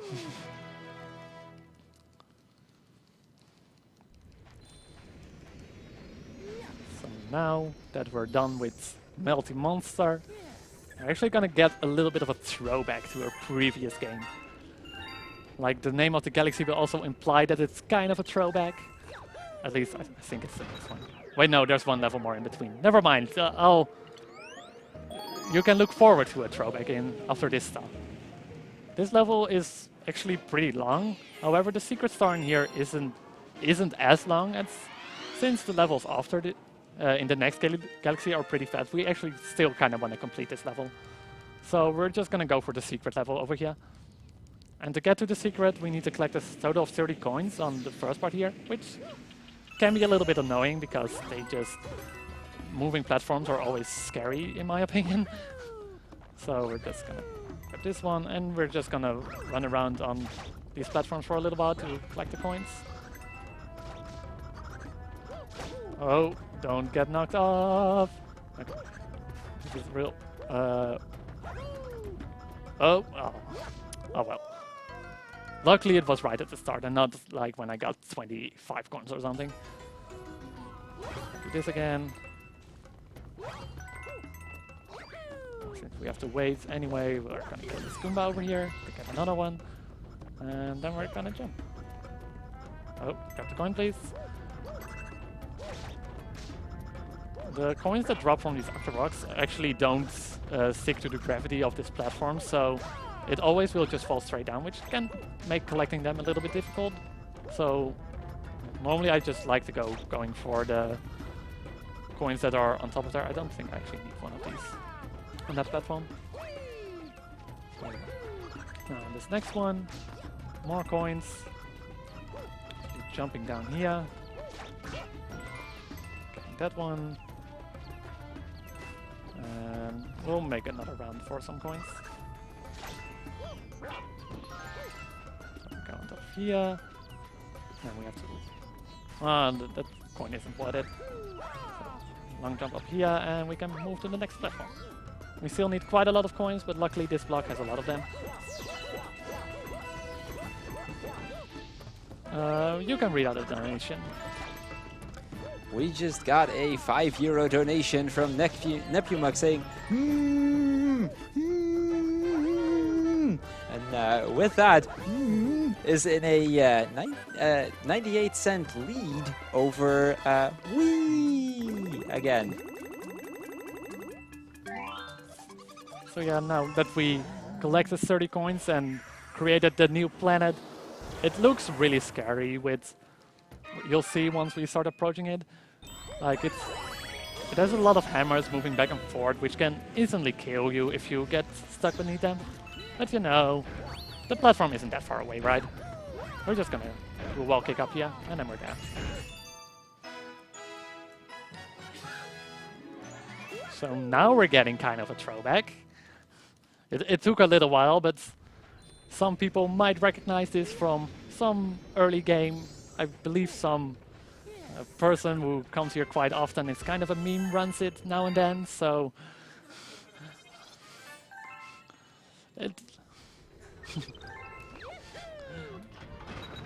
So yeah, this next level...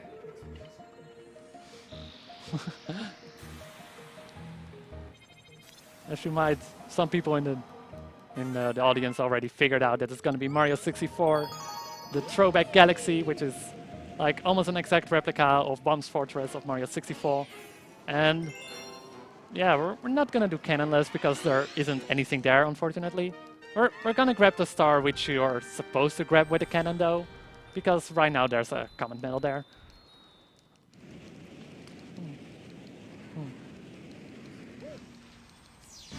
I won't be doing one skip. So, going over here.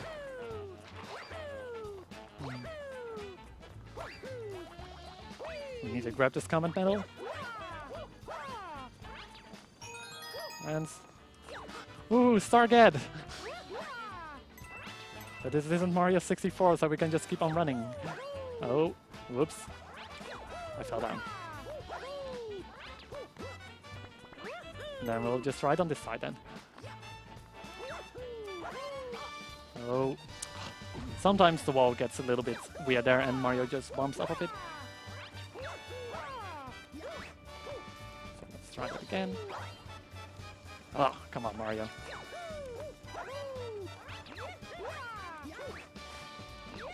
Oops. Oh, come on.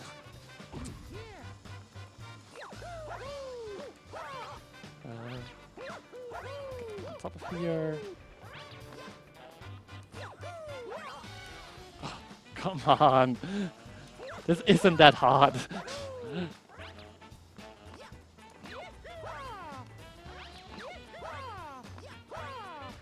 Oh, come.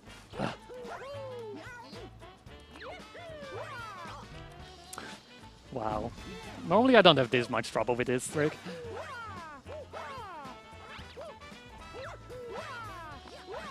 Maybe go a little bit more over here. Come on!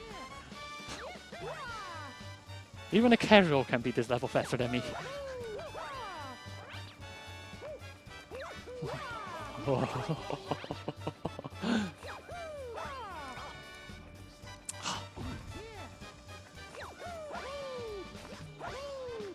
Yeah, there will be more lava boosts later.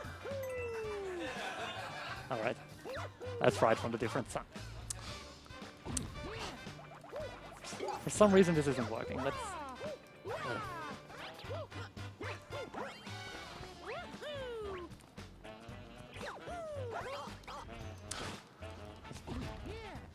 You know what?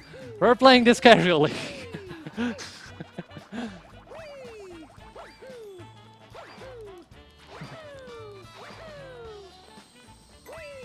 That only wasted a few minutes. Oh. Oops.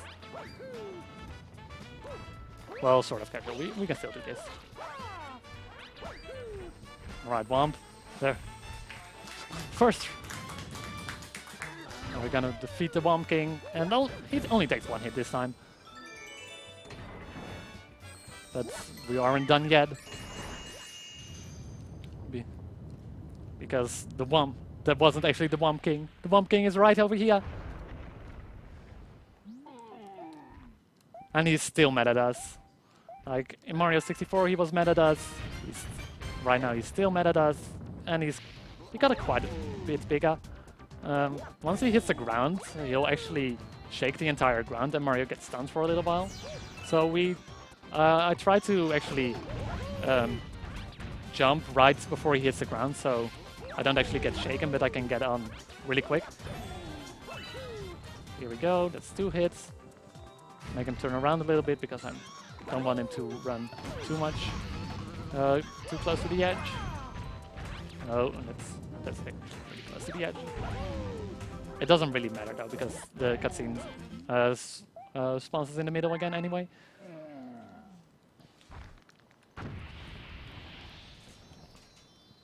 There we go, that's another star.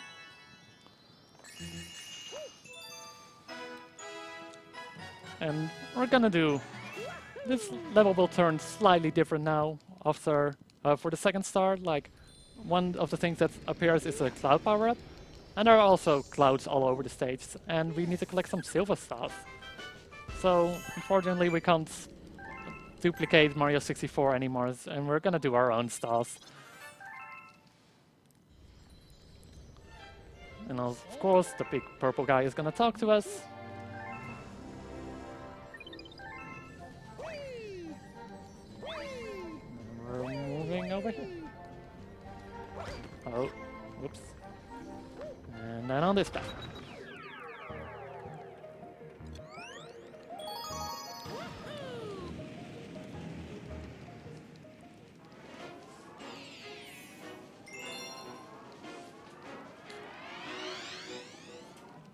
So yeah, there are 5 silver stars spread along the level. We'll just try to collect them as optimized as possible, but since they're pretty spread out, it's not really...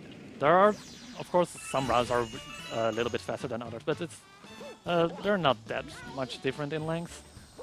There are a few different threads you can go for. Oh, don't bonk, please.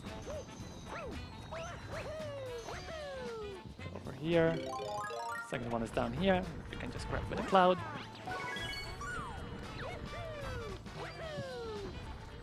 And the third one is over here. Once we actually do a cloud. Oh, never mind.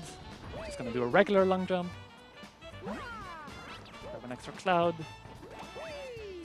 And then we're going over here. You can do this in Mario 64 as well, right? Going that pad. Grab silver star number 4. There we go. And then the final one is right on top of here. Oh, whoops. I didn't mean to do a ground pound there, so we need to grab some extra clouds now.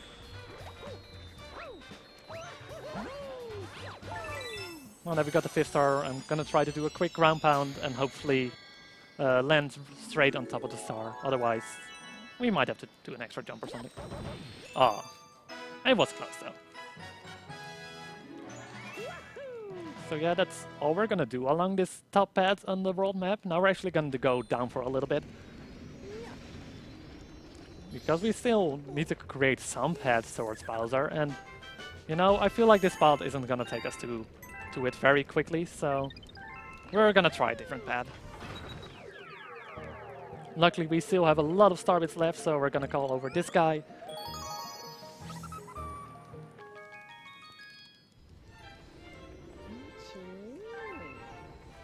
And this guy wants 1800. This is the final hungry Luma we have to feed, so we got 300 star bits left over. I guess we can do a donation now. We just got a 10 euro donation from Indy saying, "Did someone say bid war?" Okay, right on, PogChamp. I'm here to help my boy Zeta. Just kidding. Money goes to name the trainer in gold lava boost, Kappa. Ah, too funny, kidding again. It goes to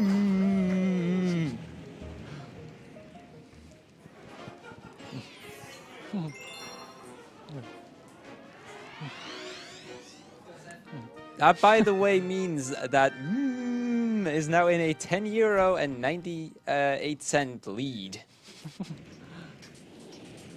Oh, alright, this level is mostly gonna be dark, but sometimes a flash will occur which makes us show the level, how it looks.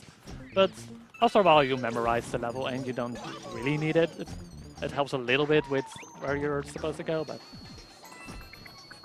So we're gonna use the blimp fruit again. Get up here. Actually wait for this Goomba.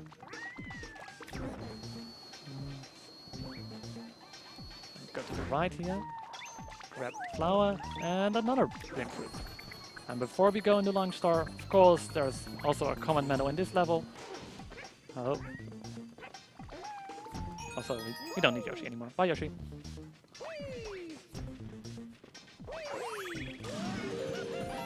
So on this final part, we need to collect 5 silver stars, which it actually helps us that we have to collect silver stars because it actually helps us with showing where the platforms are. Same with the coins and those rocks over there, crystals. They're really generous on telling you where the platforms are.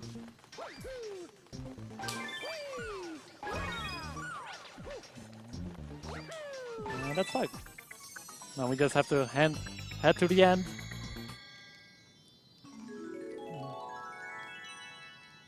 And just make sure... please? Yeah, I just wanted to make sure there was a platform there. So now that we got in Flashback Galaxy, we're gonna go to one of the most boring stars in this run, but we do it anyway because it's still better than the top hat. Probably the hardest thing about this level is not falling asleep during it, so hopefully we can do that.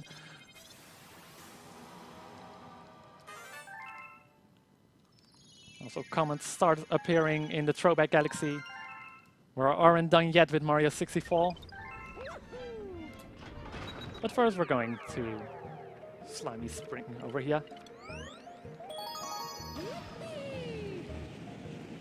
And as you can already see, it's going to be an underwater level, and it's mostly just a very, very long path underwater and not getting hit by enemies. Even though we can still get hit twice and everything will be fine.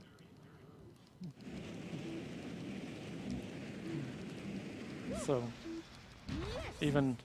I never even talked about Luigi. Luigi is actually in some of the levels standing already before we can permanently unlock Luigi. It means that you can actually switch to Luigi and play as him. But since the talking to him takes a little while, and after the level you need to talk to Luigi again to switch back to Mario. So it's just isn't worth it to switch to Luigi, even though he might be slightly faster on some levels. Just talking to him takes way too much time. So now we got this very slow part with the shell. Don't forget to collect the combat medal, and this is the perfect level for a donation.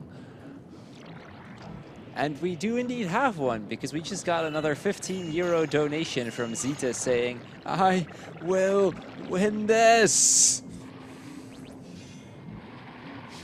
And that right there puts Wee in the lead again with a €3.98 difference. Alright, this is the first half. Oh, we actually got hit. Oh, we were right at the end anymore. We would have lost our shell anyway at Launch Star, so it doesn't really matter. So now we're going down here. And now the second half, where we're gonna grab another shell. But luckily there are some boosts over here, which makes it go a little bit faster. And oh no, Spoopy Ghosts again. Go away! Mario, go quick! You aren't good at catching boosts. You need your brother for that.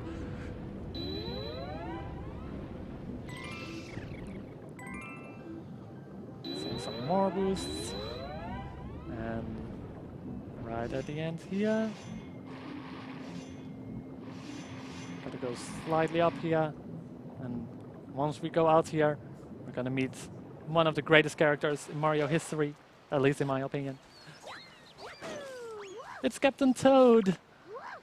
And he found a star for us, and he fell asleep in a chest. Ah, Captain Toad, I'm trying to make you look good here, but then you fall asleep in a chest.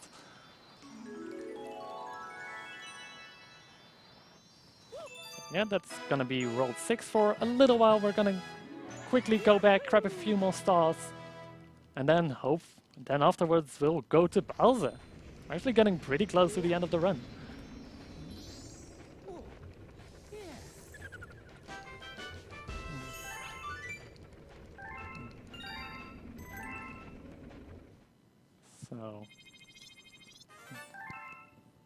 So now there's also a comet over here, which we'll also grab later. We need to collect 4 other stars in other places. And we're gonna start off in World 3, I believe. Just making sure. Yeah. Starting off in Haunty Halls. Which we're gonna do a level you will recognize from before. Like, it's exactly the same, only some cosmic clones running behind us again.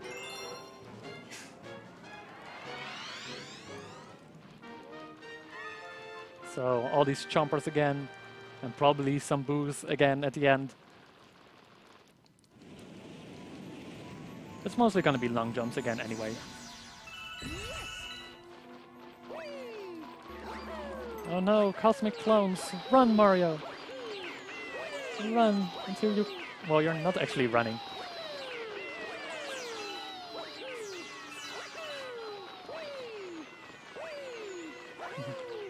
Even Mario goes wee.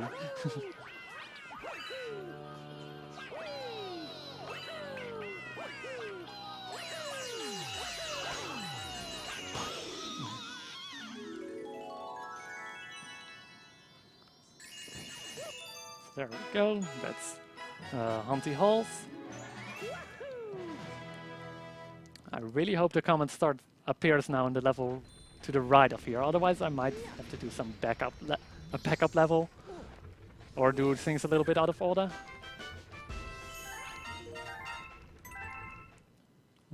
Yeah, the comet appears here, then I think we're good on that. It's always scary to see if that appears or not, because if it doesn't appear, it means you missed a comet medal somewhere. And I believe this means we're good on comet medals.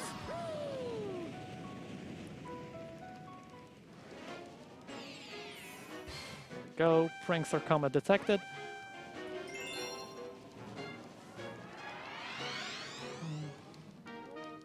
So now we're going back to this level, but now the blocks change way quicker. Normally you had like 4 beeps before the blocks start turning around, but now it's really like about every second they switch. Still, this first part is really easy because you can just stay in the middle. And luckily there's a Yoshi over here, which we haven't seen in a while.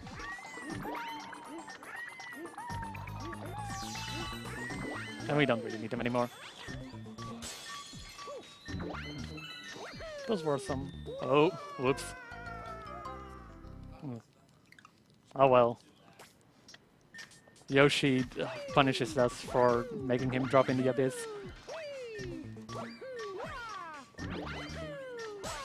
Fine, I'll let him land on the platform this time. Or not if I mess up my angle. Oh. Yeah, that sometimes happens. We can save it though. Like. Oh, I needed to do one more. Okay, come on.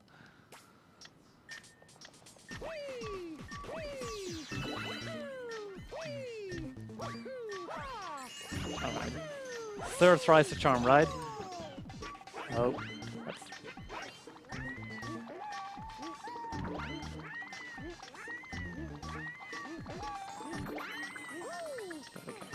That's better. Now actually grabbing the checkpoint. Oh.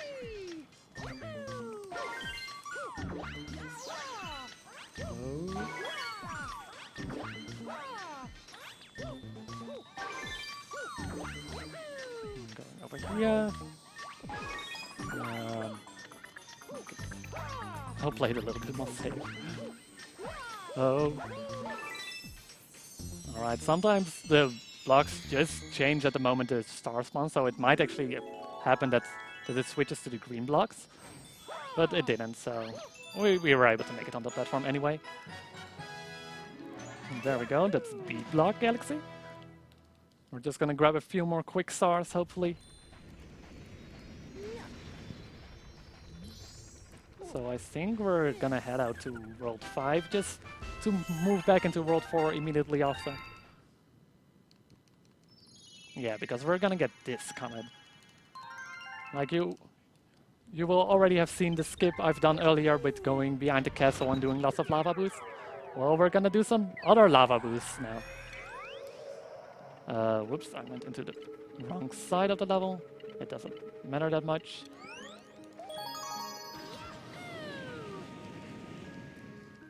So we could go through the entire castle and come back in the end, but you know, that's really slow. Also speedrun with 2 words again. So yeah, you have to collect these clocks and make sure you don't run out of time, but luckily with the skip it isn't that difficult to run out of time. You just have to make sure we collect the first clock. So we got 30 seconds. Seems plenty, but not gonna risk it by not grabbing this easy clock over here. We're gonna grab the Mushroom of Shame. And, you know, I don't want to live anymore. Let's go over there. Or not, or there, or... Oh no, I messed up the trick.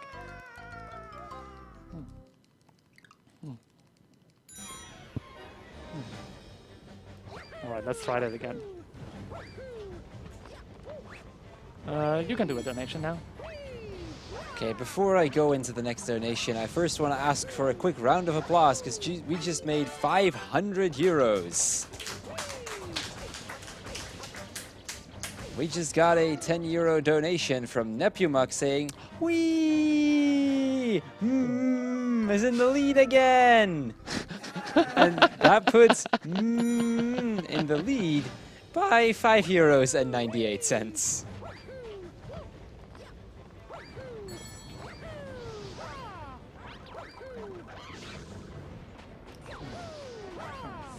Let's try that once more.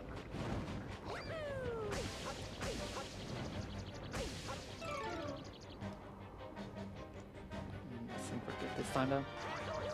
Oh, and then I bounced off. More lava boosts. We're almost out of lives though.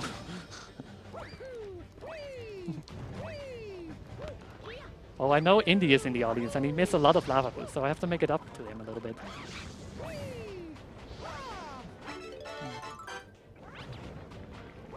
Oh, that's not gonna work.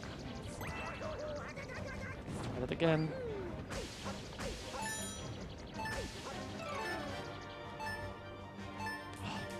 Keep missing it.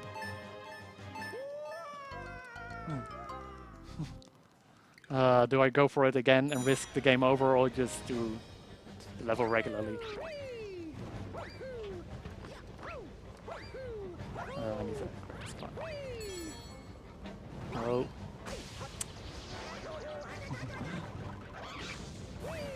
Well played. No, I'm going for it.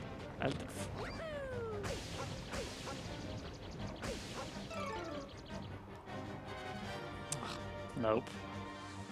Okay, that's a game over. Luckily, this game is very forgivable with game overs, and you can just re-enter the level immediately. I'll do it the casual way now then.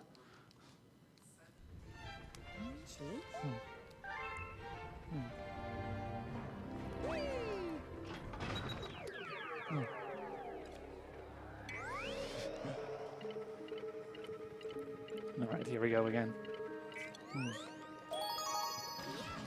I'll just play it regularly then.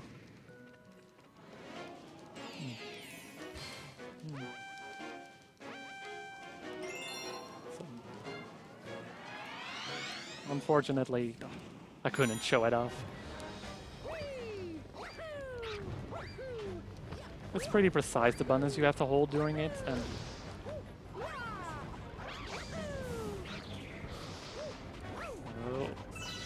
here, this clock. You can do a donation. Well, it's not so much a donation I want to do, but I do quickly want to mention one other quick thing. The deck name for the Yu-Gi-Oh run coming up in just a little bit is going to be closing off as this run ends. So if you still want to get your name in on that, currently in the lead is Shadow Wolf Timeout with €7. So if you still want to donate for it, then now is the time to do so.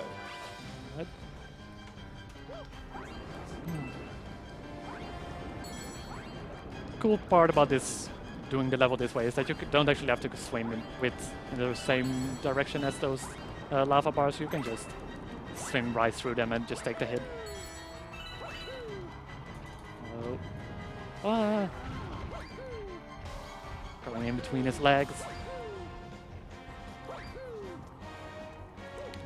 So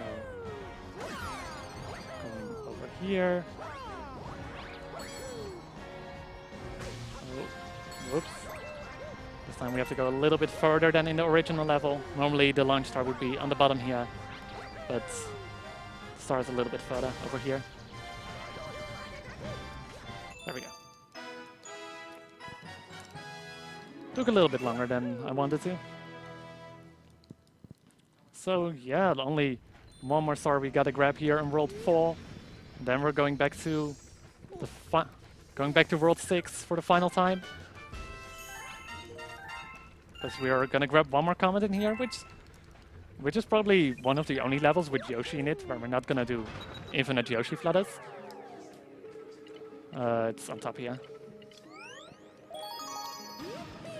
Because all across this level are purple coins and dash peppers, and there are like 130 purple coins around the level, and you need to use half peppers to quickly grab them. You only get 35 seconds in this level, which already will tell you that this is a really fast level to do.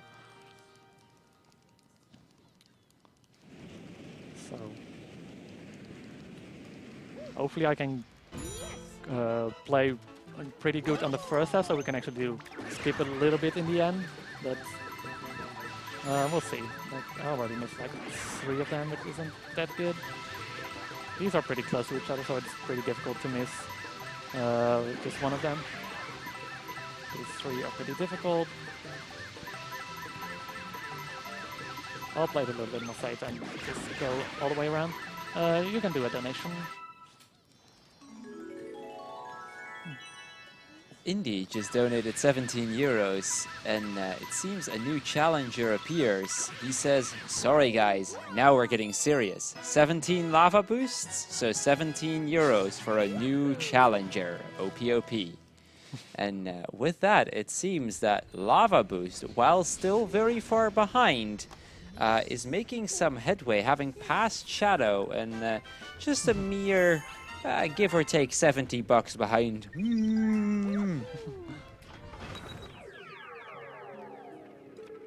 Well, we're gonna see some more lava boosts later though, so that might help. So now we're gonna grab 2 more comments in here. The first one in Throwback Galaxy, which is the exact same as the Silver Stars before, only on a timer and calling it a speed run.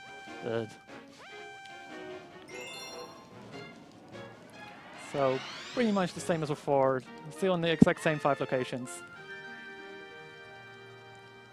And I'm actually gonna, I kind of forgot to do it on the first part here, but if you time this long jump correctly, you can actually bounce on top of that bomb and gain momentum on top of it immediately, but I couldn't do it. Oh. Go down here, grab the second silver star. Oh, I missed that. Or barely didn't miss it, I mean. And then we go over here. Grab some extra clouds. We don't need a long jump for this first jump. We do need one for the second one though. Quickly do some long jumps up here.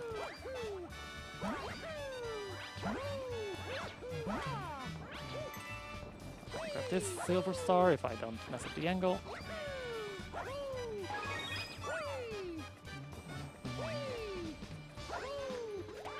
And then up here. And there we go, there's the 5 silver stars again. This time I didn't ground pound right before the cloud here, so that saves time.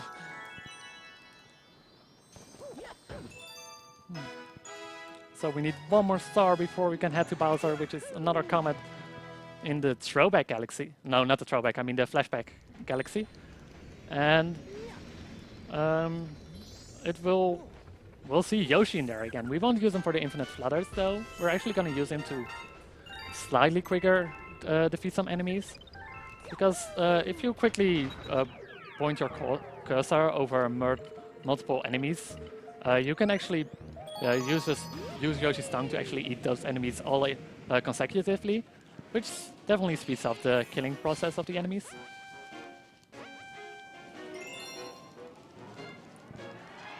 So yeah, I believe we have to kill a total of 30 again, and it's full with Octoroks on platforms we don't really see. But the Octoroks are standing on platforms, so it's not like it really matters. So Starbits can are really useful on this one, because you want to hit them early with Starbits so you can just run into them. Well, is there one, unfortunately. It's faster than spinning or jumping on top of them, unless it's like right after long jump or whatever.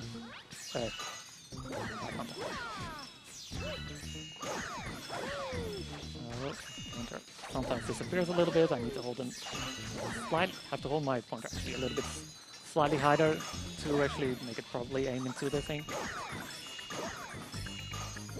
Oh. So in here is Yoshi.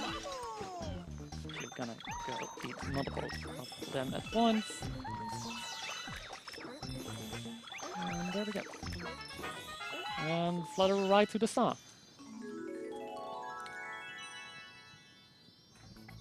There we go, that's 70 stars, which means we can go to the final Bowser level. And that means we can also do the best skip in this game, which is the skip where we talk to the Purple Luma. Normally, once you approach the final level, the Purple Luma will talk to you about that the time's finally here to face Bowser. But a fun thing you can actually do, the cutscene actually triggers on a very specific spot on the world map. So it's the spot, not the one immediately to the right. However, if you click the Bowser level immediately with your pointer, you don't trigger the cutscene. So you actually are able to not watch the cutscene, which saves like over a minute. You can read a donation. All right, we got a 50 euro donation from the X-Terror. No, indeed, not this time. Donation goes towards Wii! Because Wii! Donating 20 euros more if we can reach exactly 777 euros and 77 cents. So get your donations in, guys. All right, so we're in the final level right now, which means it's a Bowser level, and of course there's gonna be some lava boosts right at the start here. I didn't mean to hit the fireball here, which means we actually have to grab a coin from one of these Hammer Bros. But we can actually skip this entire next part by just lava boosting. Oh, now I need 2 coins from these. Oh, I died. Well, then we guess I can try again without hopefully getting hit this time. So here we go. Oh, don't get... keep getting hit on those. Oh well. Hopefully I can get a coin from one of the Hammer Bros this time. Be really careful. One of them. Jump on top of it. And it actually gives you a coin. Because then we can actually lava boost into this wall. Lava boost on the ground, and we fall all the way down. Then grab a coin. And going through here. And as I said before, I don't really like the drill power-up, and I do kind of like lava boost, so we're gonna trade them. Lava boost for a drill power-up. This way we can actually just get on top of here and do a long jump over here. Actually gonna grab the 1-up, just in case. You never know what happens. So, you can read the donation now. We got another donation from Xeta, 6 euros and 3 cents. This should be enough to get me the lead again. By the way, Shadow told me he will do 15 minutes of commentary with his mouth taped of doesn't win. And currently, we is in the lead with 135 euros and 52 cents on second place. All right. After this planet, probably the hardest Yoshi flutter of the entire game is coming up. At least the one I do. Technically there's one harder one, which I don't really do. But this one definitely skips the most, and it looks pretty amazing. This is probably the first time where it's really gonna matter that I count how many flutters I do. Oh, actually kill this guy for a moment. Oh well, we don't really need it. So first things first, we're gonna flutter up here.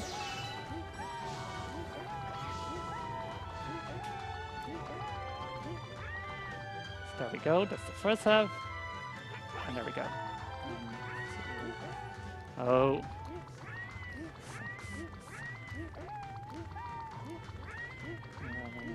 12, and jump off. Oh, I did it barely too late and lost all my momentum. No. Lava boost. Into my death.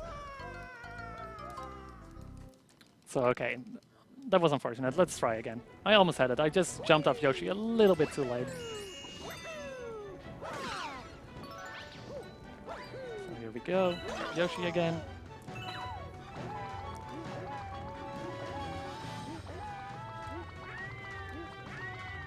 we go. We're on top of here again. And let's try this again.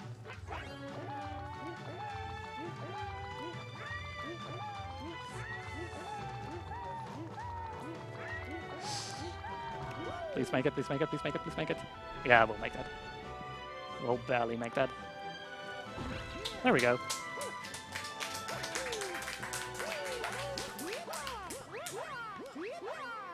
Right. We're right at the final gate to the final Bowser fight. That's one of them. I need to hit two more of them. Really have to wait a while for these things to spawn. Then afterwards, we're gonna do an early long jump over here again. Just to save a little bit of time flying into the level, or into the final boss fight. So Bowser is really mad at us this time. Like, we don't want to give up fighting him, and we just want the princess back and eat a cake, but unfortunately Bowser isn't letting us. So we gotta beat him for good now. So, yeah, I'm sure he's learned some new threats, right? I'm sure he isn't gonna send me to a planet in the air and shoot meteorites at me again and start punching me again. Right, Bowser? Oh. Or, okay, I guess you can do one punch, but... Oh well, that's... Fine, do another punch.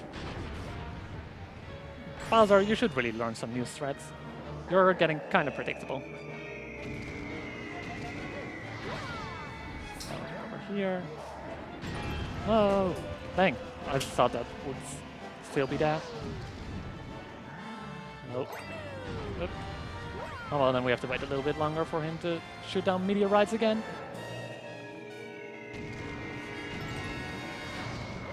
I'm not sure he doesn't. Oh. And we're gonna do the same strat as before. Oh, I missed. I hit his shell. That's unfortunate. Gotta wait a little bit longer now again. More meteorites. Come on. This is a better position. There we go. And we skip the cycle of him punching me.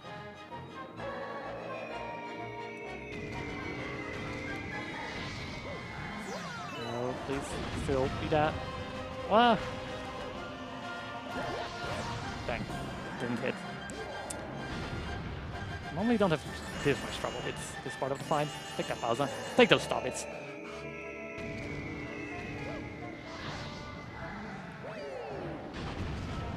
Right. There we go, that's the first phase. And we all know what the second phase of this guy looks like. He'll just do the same and breathe some fire.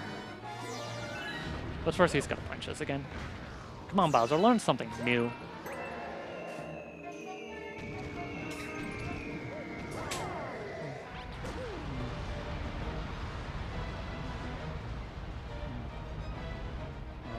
Alright, now we're gonna let him punch us again.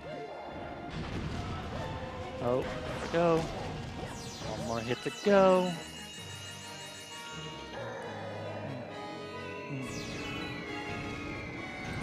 And he breathes more flames. Come on, Bowser. Come on, punch again.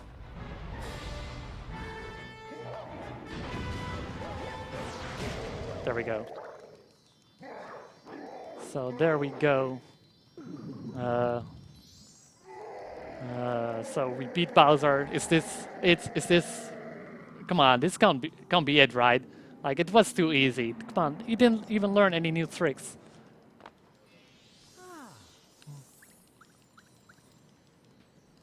So there, the final Grand Star we need to grab. But I feel like something is gonna happen though. I feel like this isn't the end. This was too easy. Oh, there's Bowser again. He just doesn't want to give up.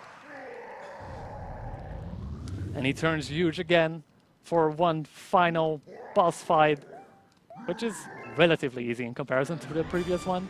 It's kind of an anticlimax. So here we go. You just wait until it turns yellow and ground pound immediately, you hit him. And then you just wait until he stops moving and then you can just hit him again.